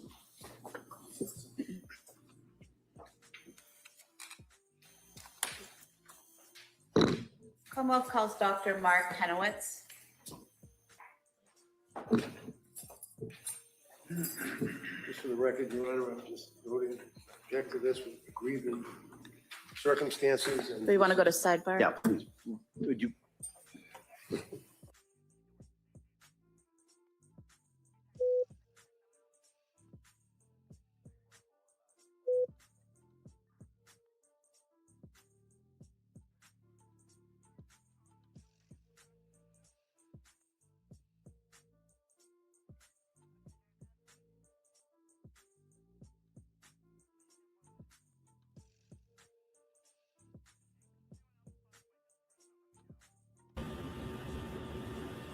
Thanks for being here, everyone. Welcome to Sidebar.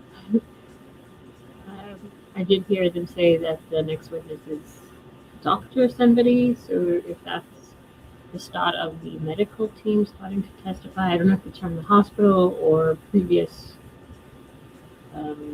medical care, or maybe some of the experts to talk about mental health and stuff like that, but that should be really interesting. All right. Attorney Sprague, I'm sorry. Thank you, Your Honor.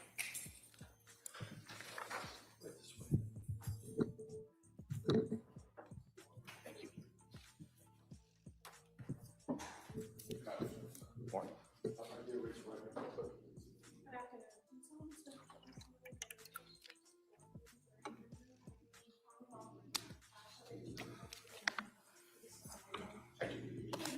Have a seat. All right, good afternoon, Doctor. Afternoon, sir. If I may? Yes, please. Thank you. Good afternoon. Could you please state and spell your name for the record? Mark Joseph Tenarowitz, MarkJoseph And what is your date of birth, sir? 2/28/69. What do you do for a living? I was an emergency physician. I'm currently not acting as an emergency physician. What do you currently do? I do disability review for the state of Rhode Island. And so directing your attention back to January of 2023, were you an emergency room physician at that time? Yes, I was. And where did you work? Beth Israel Deaconess, Plymouth. And could you briefly describe for the jurors your educational background and the training that you underwent to qualify to be an emergency room physician? I did my undergraduate education at Trinity College. I did a one-year post-baccalaureate pre-medical program at Bryn Mawr College. I then got my medical degree from Brown University, and I did my residency in emergency medicine at UMass Memorial in Worcester. And when you finished your education and training, did you work in emergency care after that point up until you changed positions? I worked in emergency medicine from 1997 until May of 2025. And directing your attention to January 24th, 2023, were you working in the evening hours that day? I was. And at some point in time, did you treat a child named Dawson Clancy? Yes. How did he arrive at the hospital? He arrived by fire department ambulance. And when he arrived, were you given a summary of his injuries by emergency personnel? Yes. What did you learn at that time? I was told that he reportedly had been strangled and he was found without a pulse and not breathing. And what observations did you make of Dawson yourself? When he arrived, he had a breathing tube in. They had placed a device into the bone of his leg to give him intravenous fluids and medicines. CPR was in progress. He was not breathing on his own and he had no pulse and was not responding. And did you observe any trauma to his body? I believe there were some old appearing bruises on his legs and there was some ruptured blood vessels on his face. And did you observe anything in the area of his neck? Not that I can recall. And what did you do to treat Dawson? We continued CPR. We continued to give him IV fluids. We gave him doses of adrenaline to try and restart his heart. We confirmed that the breathing tube was in the right position. We eventually gave medicines to treat the presumed acid buildup in his blood. We gave him calcium to make sure that his heart would, if it started again, would beat effectively. And that's what we did. And how did you go about making sure that the breathing apparatus was in place properly? Basically 4 ways. We detected carbon dioxide in the air coming out of his lungs, which usually just comes from the lungs. I listened and could hear breath sounds. I looked with a video laryngoscope to confirm that the tube was between the vocal cords going into the lungs, and we did an x-ray. And when you say you were hearing breath sounds, was that him breathing on his own or something else breathing for him? That it was someone breathing for him, squeezing the bag attached to the breathing tube. Okay. And so that the breath sounds you heard just confirmed that whoever was squeezing the bag valve mask, the air from that was going into the lungs and then carbon dioxide was coming out? He was not breathing spontaneously. Okay. And are you, while all of this is happening, are you continuing to assess him and his condition? Yes. And what were your assessments? So we would stop periodically every several minutes to very briefly check to see if he was breathing on his own or if he had a pulse. And he was not at any point. At one point, towards the end of the resuscitation, I used an ultrasound to determine if his heart was beating effectively, and there was no evidence of that. Okay.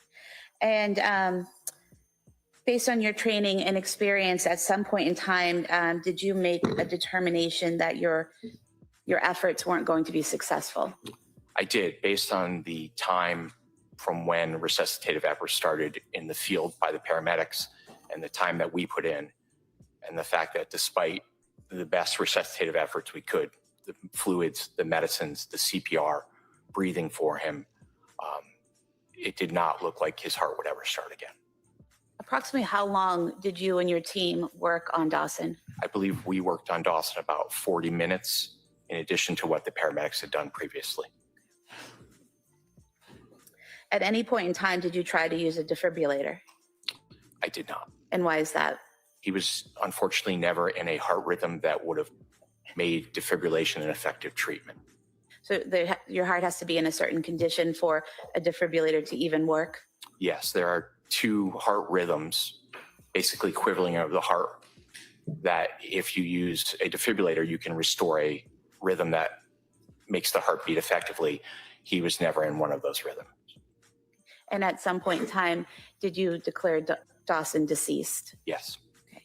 And do you recall when that was? I believe from my review of the records recently, it was at 1928. In 1928, would that be 7:28 p.m.? That's correct. Thank you, doctor. Mr. Reddington. Good afternoon. You indicated that you observed what appeared to be older bruises to his legs, his lower Yes. legs, that like shin area? That Yes. area. And you also had an interosseous device, I think, is that what you said? Yes, he did. And that would require inserting a needle or something into the actual shin bone area? Yes, into the tibia. Thank you, sir. That's all I have. All right. Anything further? No, Your Honor. All right. Thank you, doctor. Thank you.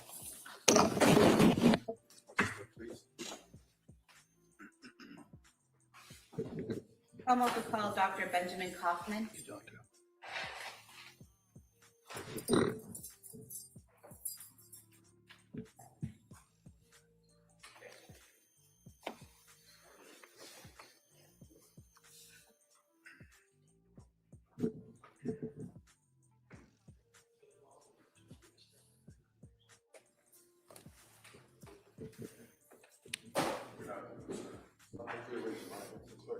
Good afternoon. Do you solemnly swear that the testimony you have that you should give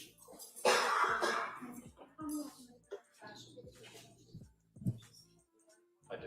Thank you, sir. You may take a seat. All right. Good afternoon, doctor. Just for the record, Your Honor, I'd like to just note the same objection. Same ruling. Thank you, Your Honor. Good afternoon. Could you please state and spell your name for the record? It's Benjamin Kaufman, Benjamin Kaufman. And your date of birth, sir? September 10th, 1984. What do you do for a living? I'm an emergency medicine doctor. How long have you been doing that? About 12 years. Could you briefly describe for the jurors your educational and training background that qualifies you for that role? Yeah, I went to Boston University for medical school, and then Kings County for residency training, and then Columbia for fellowship in global emergency medicine. And where do you currently work? Beth Israel in Plymouth. And back in January of 2023, did you work there? I did. And specifically on January 24th, 2023, were you working that evening? I was. And while you were working that evening, did you treat a patient named Callan Clancy? Yes, that was my patient. And do you recall how he arrived at the hospital? Yes, with the EMS, with CPR ongoing. And is it typical that when EMS arrive with a patient, they give you kind of a summary or a rundown of the patient's condition? It is. And did they give you that rundown on Callan's condition? They did. He, at the time, his heart had stopped and CPR was ongoing, and he was not breathing. He was receiving breaths via bag valve mask ventilation. And what did you do in terms of treating Callan? So as soon as he came in, basically we put in a breathing tube, and we were able to get an IV established. The first thing that we do is give a dose of epinephrine. And in this case, you can look directly at the heart with an ultrasound, and his heart started beating after we were able to give that dose.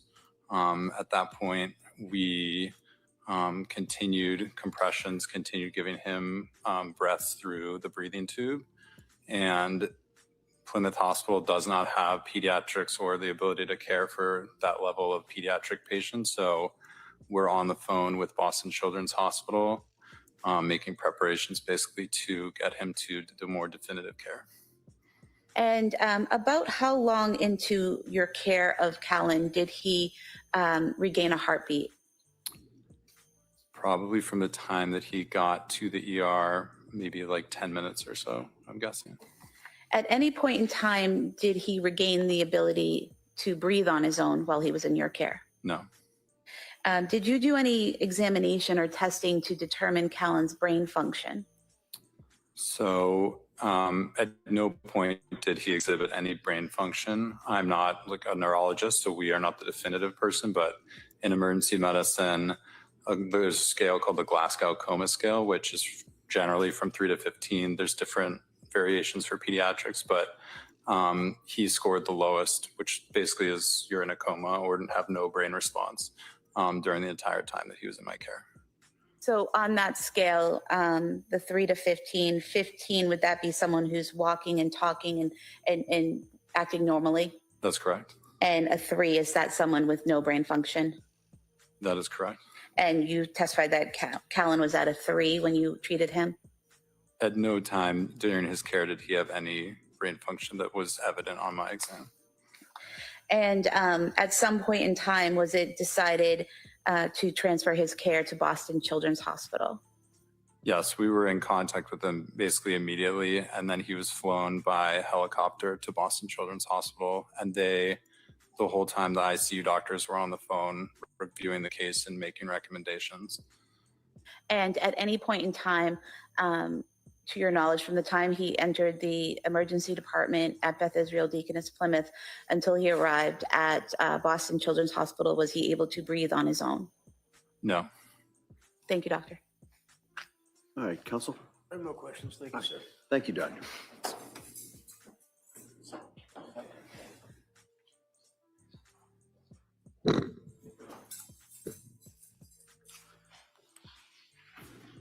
Attorney Buckingham. Your Honor, the Commonwealth would call Melissa Arcadipane.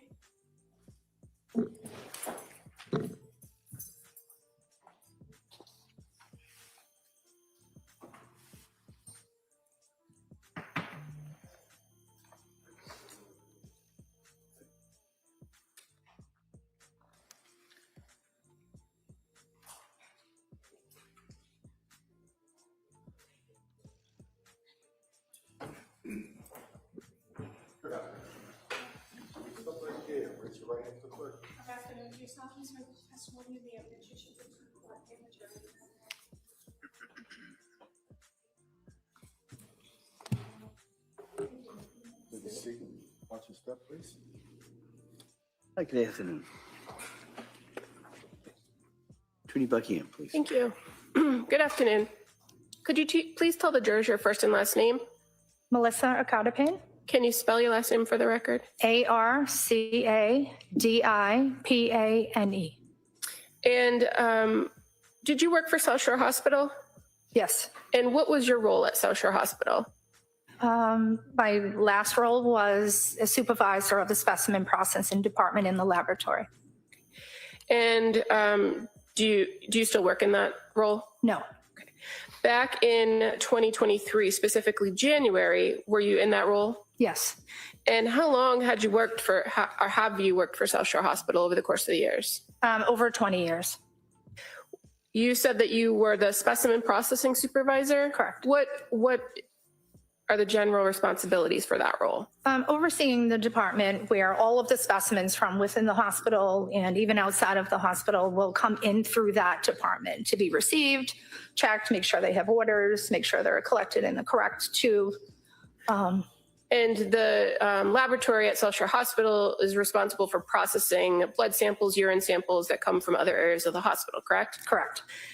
So can you just generally tell us how a blood or urine sample would come from the emergency department at South Shore Hospital to the laboratory? So in most cases, blood sample or urine will come through a pneumatic tube system from the emergency room. They'll put it in a tube, hit a button, and it will come over to the lab, which is what's across the street. And we would take it out of that canister and process it at that point. And the specimens that are collected in a place like the emergency department are done by a nurse or technician who takes the samples, puts them in the appropriate vial or tube, and labels them, correct? Correct. And so when they come to you through that pneumatic system, what does your laboratory do with the samples? Well, we check the sample, make sure it's labeled, make sure it's in the correct tube, and then we would process it. And traditionally, would your laboratory receive several samples, meaning several vials of blood or urine from one patient? They could, yes. And as far as the orders for testing, you at the laboratory would only run particular tests that are ordered by a physician, correct? Correct. Does that usually consume the whole sample that you receive from the emergency department? Not always, no. And so would it be a common procedure that samples from a particular patient would be retained in case additional testing needed to be done? Yes. And working in the lab as the specimen processing supervisor, are you familiar with what is referred to as a preservation notice? I am. What do you know that to be? So that is a notice that we would receive from a law enforcement agency asking us to hold specific samples for a particular patient. And what would your laboratory do when you receive a preservation notice for a particular patient? So the samples would be pulled aside, they would be put in a specimen bag. A copy of that preservation notice gets put in the bag with the samples, and it is put in a separate bin within the specimen refrigerator. And the specimen refrigerator, is that a place that specimens are stored until they're either used or discarded? Correct. And does that preserve the specimen? Meaning well, they need to be refrigerated. So, but we separate those specimens that potentially could be needed elsewhere into a separate spot so that they don't get discarded.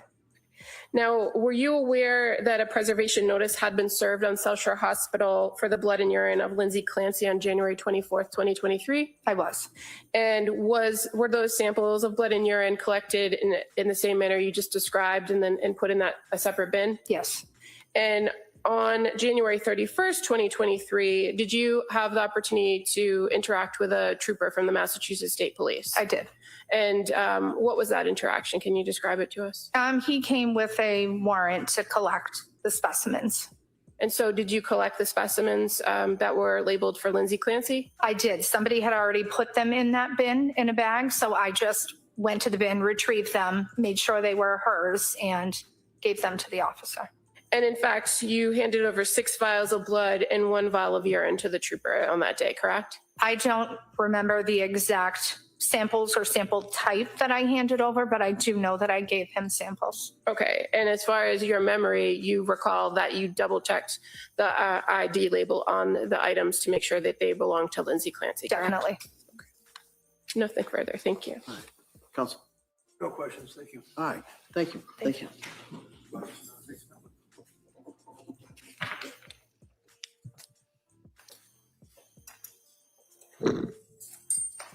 Your Honor, at this time, the Commonwealth would move to submit the certified medical records from Beth Israel Deaconess in Plymouth for Cora Clancy, Dawson Clancy, and Callan Clancy in one binder.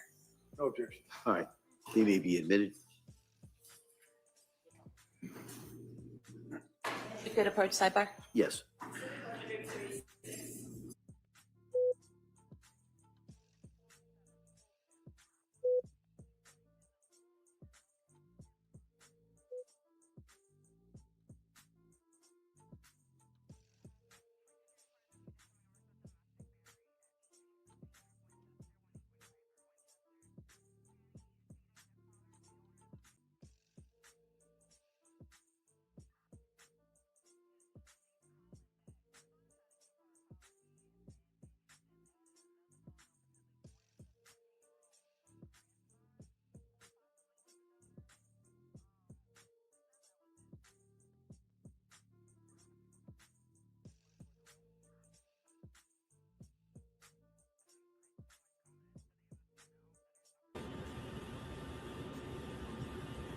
Thanks so much for being here, everyone. We are on another sidebar, but when they take their longer break, we will finish that episode we were watching earlier from Chris Cuomo. I think there was about 20 minutes left on the episode. We'll be able to get through that. Just remember to like and subscribe. Thank you for being here.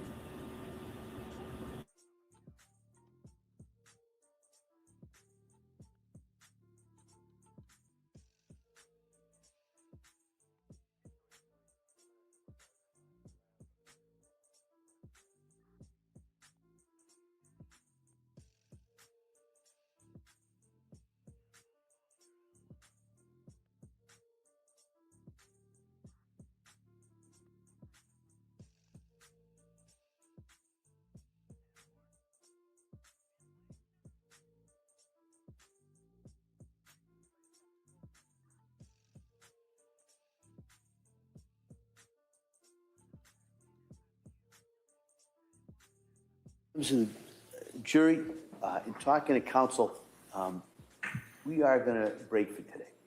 All right. What I was talking about over here is in regards to the schedule where we are. We are, if not on schedule, at a schedule. All right. And much of it is because of the work when you're not here, counsel is going over some of the exhibits and some of that. And that's part of some of these breaks, at least for you. All right, so I just kind of want to let you know that's what's going on. So I'm gonna excuse you. I know it's been a long week anyway. So we're gonna take a break till Monday. All right, and on Monday the schedule anticipation will start about 9, maybe a little bit later than that. But I ask you to be here ready to go at 9. There's some matters I may have to talk to counsel, so it might give it a little bit late start for you on Monday. And then the anticipations will go most of the day. All right. Like I said, we are well on schedule, if not ahead. What I want to remind you now, which you know I'm going to remind you, that you're going to be not here for a couple of days. It's very important. You've heard some of the evidence. You haven't heard all of the evidence. All right. You haven't heard the law that you will apply to this. So you have to keep an open mind.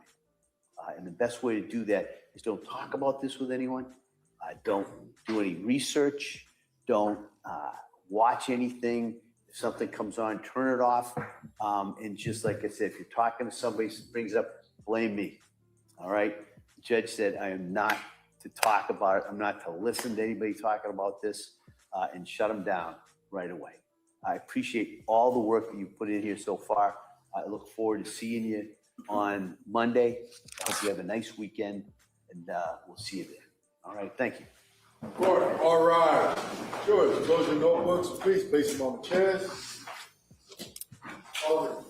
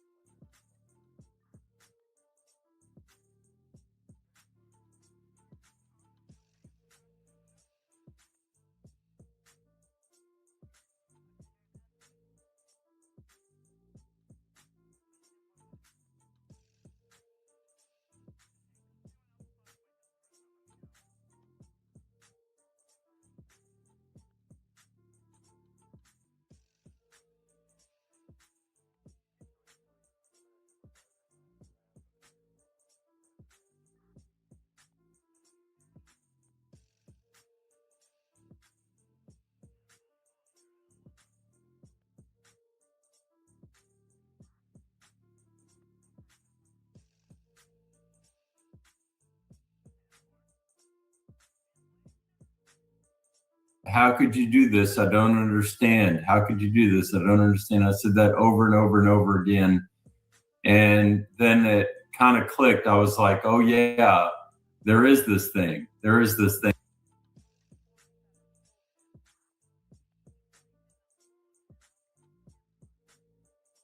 How he came to see Andrea Yates and why it happened the way he did, and what it means to him today when he sees this case. Rusty, thank you. It's good to see you again. Thank you for having me on. When you first learned about this case, how did it impact you? Well, I mean, my perspective is a little different. I think this has happened sporadically for a while. You know, there's a case here, a case there. I mean, I had people contact me who'd lost loved ones before this happened in our family, you know, and it's kind of like getting struck by lightning. It's like not a common occurrence. Not that common, but it happens, you know. So as far as surviving, I think that's a good word, surviving. It's and I think we're all a little bit different, you know, like some people, you know, fundamentally we're gonna handle and process loss differently, you know. So I try to withhold judgment of people who respond differently than I do, recognizing that we're all a little different. You know, I see things differently than most, and other people see things differently than I do. That's just part of being human. So, how did you come to understand what had happened to your children and why it happened? That's a good question. Really, it was from almost the beginning, because when the tragedy occurred and I was sitting outside the house crying, kind of going between crying and I would say, how could you do this? I don't understand. How could you do this? I don't understand. I said that over and over and over again. And then it kind of clicked. I was like, oh yeah, there is this thing. There is this thing where women can unexpectedly kind of snap, or whatever you want to call it, and harm themselves or others. And my heart just sunk, you know, because I'm like, wow, that I knew that could happen. And I actually knew it was called psychosis. I think what I didn't realize is that what that looks like.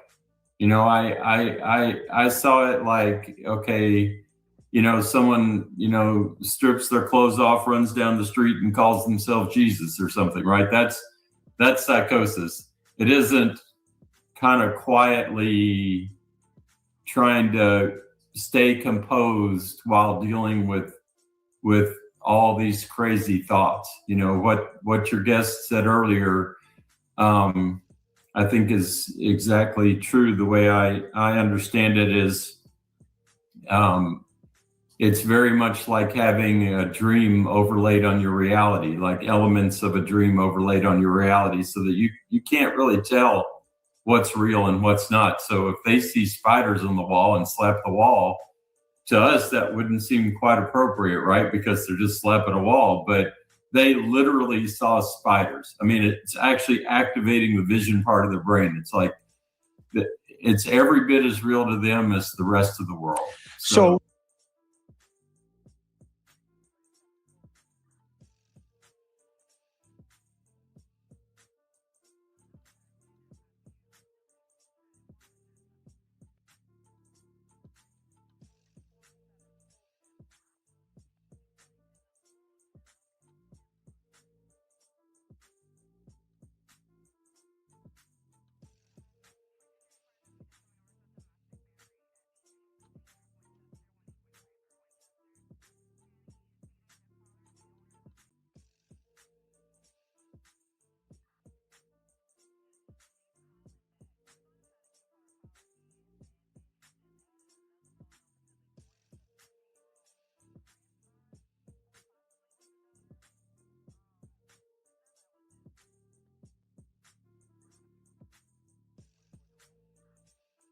So Rusty, giving the people who aren't as familiar with your situation some context.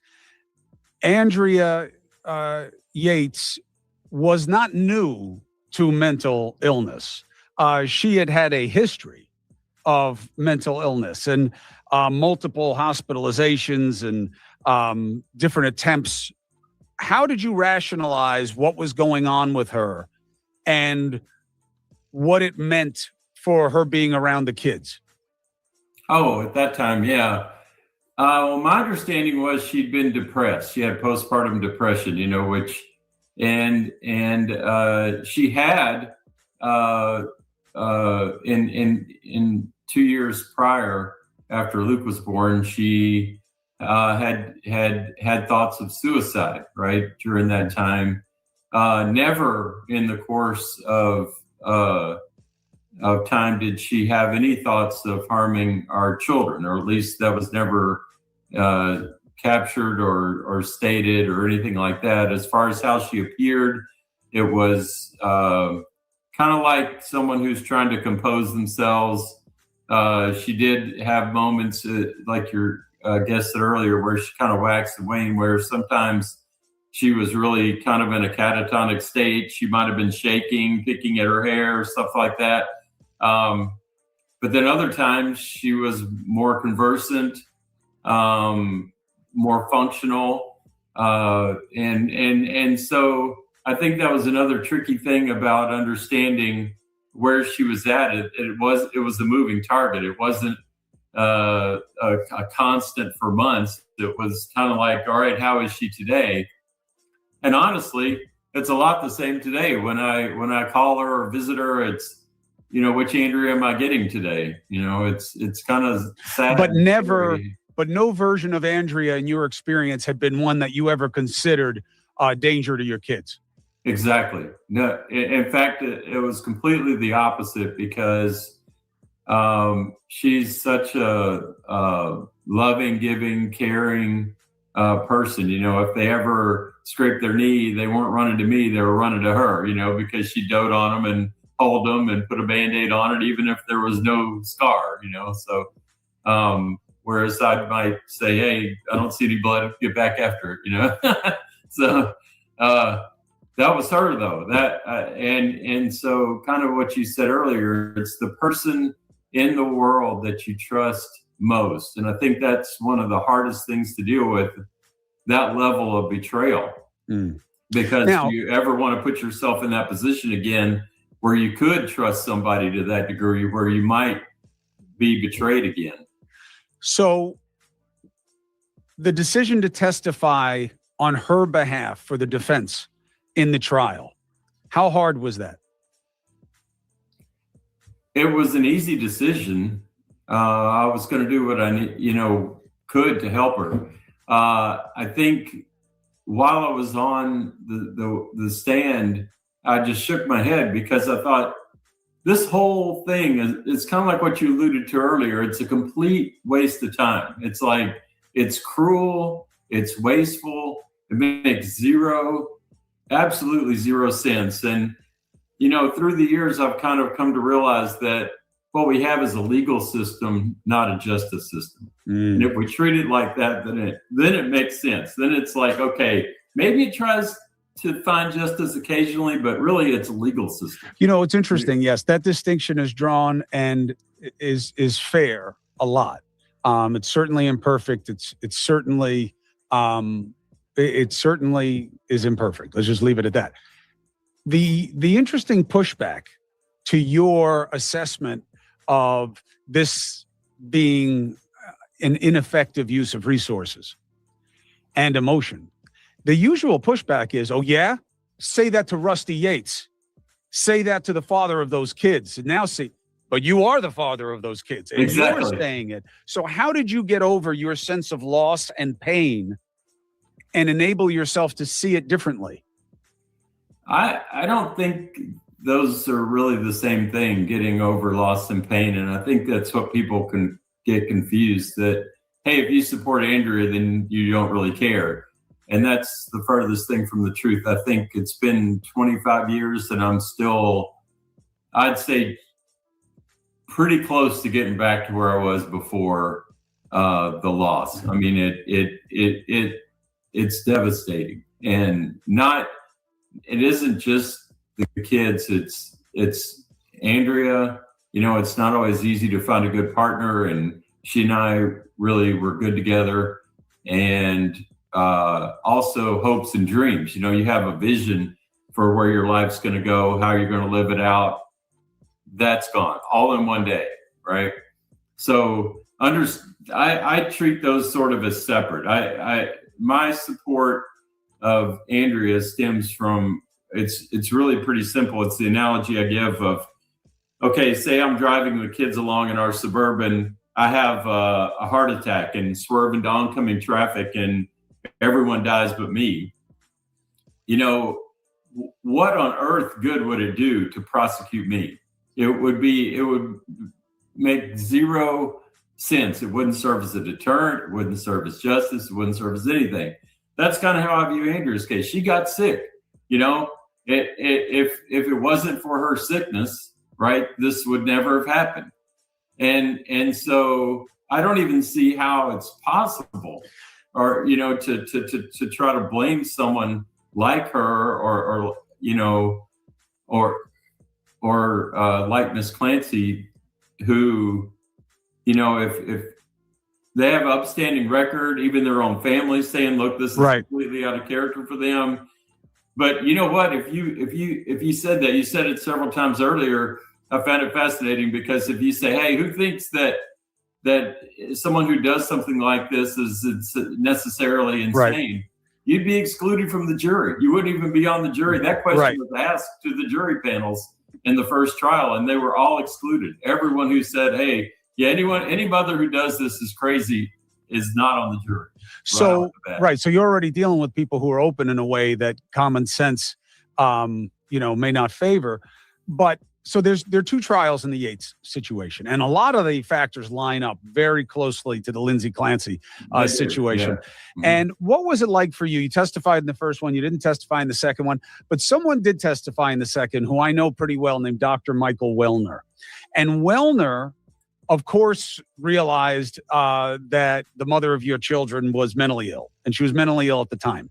But the legal standard in Texas was, but did she know that what she was doing was intended to kill the children? Why she did it is not the test, or wasn't the test at that time. What was it like for you? What was it like for you to watch him testify? And, you know, to know that he was saying, but she knew, Rusty, she knew what she did was wrong when she did it. That's why she waited for you to leave. You know, that's why she did it the way she did. She knew. Even if she's sick, it's still bad. What did you think of that? The other state expert testified that, she heard voices, but she heard Satan's voice, so she knew it was wrong. Right. Like if she heard God's voice, oh no, that's fine. Yeah. I'm like, really? That's where it comes back to legal versus justice. It's illegal. Right. Now the prosecution lost. They lost that case. You know, but the feeling of, like, you know, you testify, you say, look, this isn't Andrea.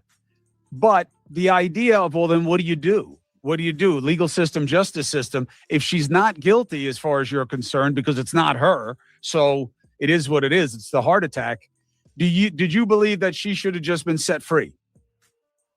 The hospital, you know, was right. And what's interesting, having seen this firsthand, you know, when we were seeking treatment for her, when she was in inpatient care, you know, the standard for release was super low. I mean, she was still way out of it when they sent her home. And, maybe a change of scenery will help her. That's what Dr. Saeed said, you know, and I'm like, well, that doesn't make any medical sense to me at all. But what are you going to do? I can't, as a family member, I can't prescribe medication. I can't admit Andrea to a hospital.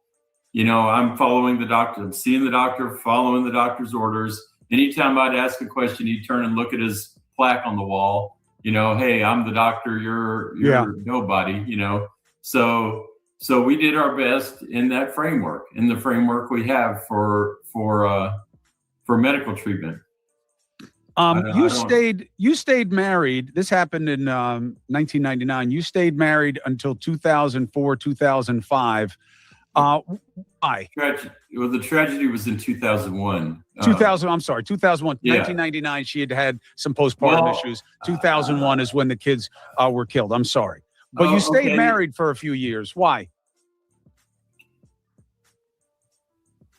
Well, I think a variety of things. I think I'd always seen Andrea and me together. I didn't see us, ever apart. I thought it was kind of like a given in our relationship. I really think for both of us.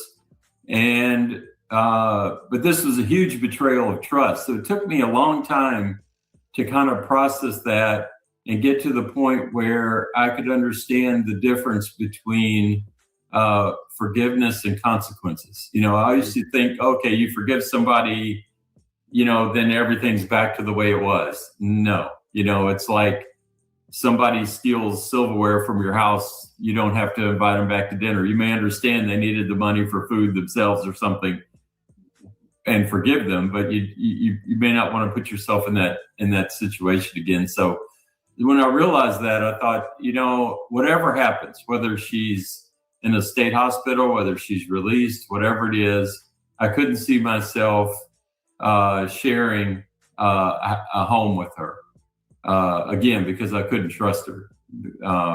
She'd not tipped her hand at all. She had these thoughts and just kept them to herself. Every time I'd see her, I'd think, well, what's she keeping to herself now?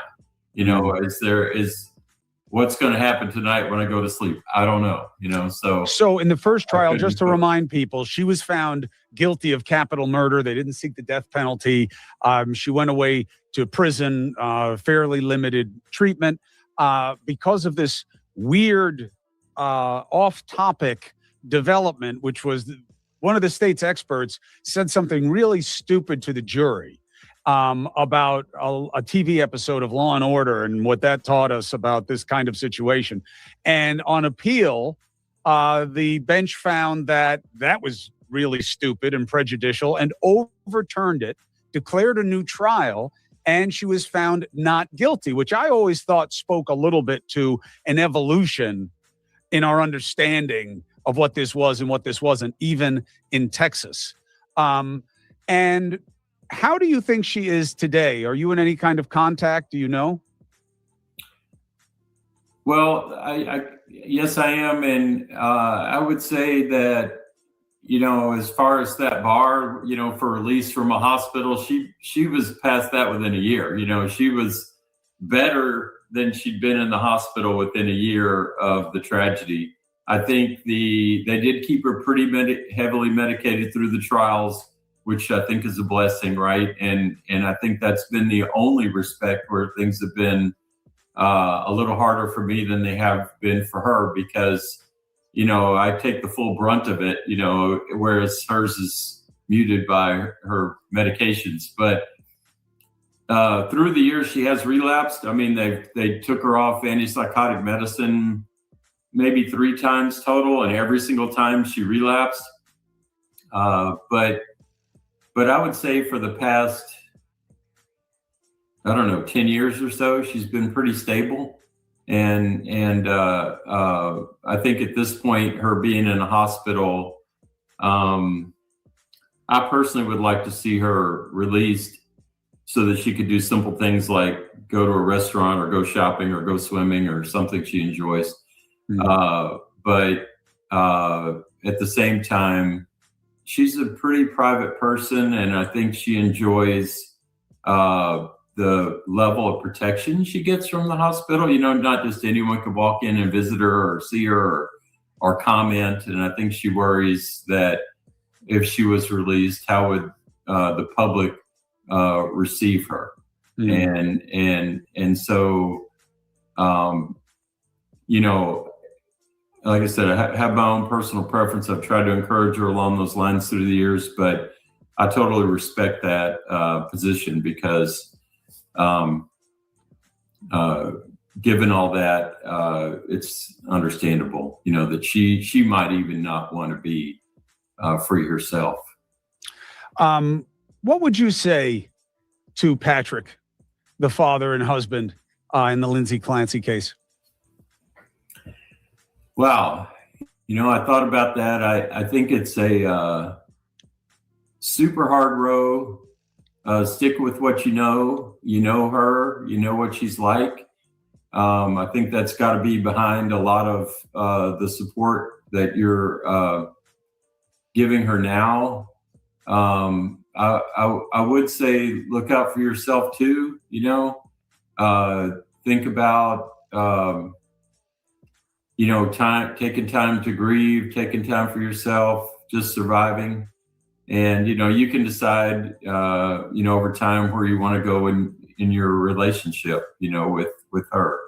It took me a lot of years to reconcile that in my head, and I'm happy with my decision. But it's not for everyone. Some people are like, hey, I'm sticking this out thick or thin, better or worse. This is definitely worse. So if that's what you want, do it. If you see, hey, like I came to the conclusion that I couldn't trust her again, and that's not ideal either. So I said, well, I'm out. But everybody's different. And so I'd encourage you to stick to your guns, go with what you know, and don't be afraid. Did you think that society had evolved more, that even somewhere in the Northeast is putting a woman like this on trial? I think that honestly surprised me when I read up on this case, that this is happening in Massachusetts, which I consider to be one of the more progressive states in our country. Texas is not so surprising. When this happened, there was zero talk about not guilty by reason of insanity. Right. The radio shows, the prosecution, everyone's like, well, is this death or life in prison? That was the choice. It wasn't, life in prison or not guilty by reason of insanity.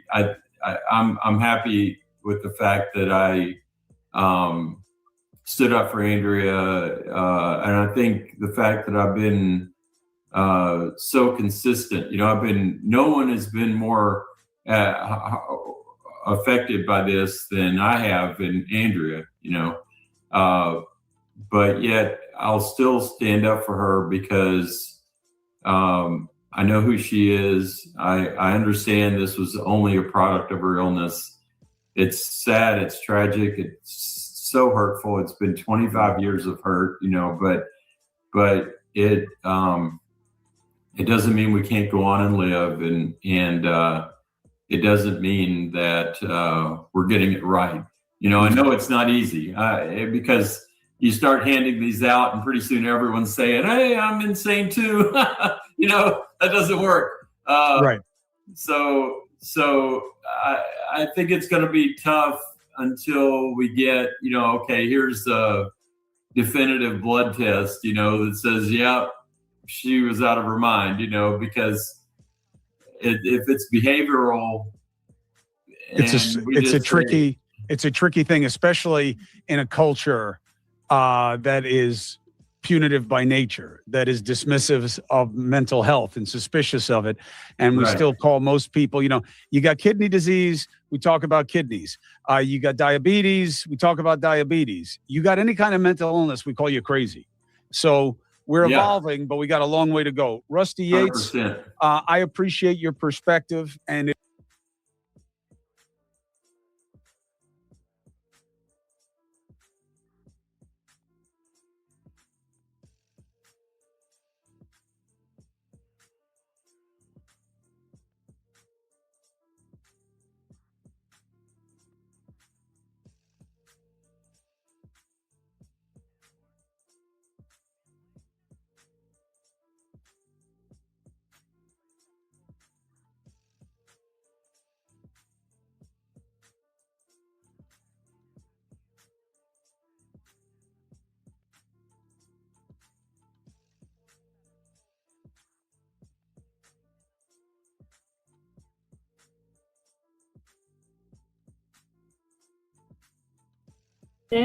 Thank you so much for watching, and we will catch up with this on Monday.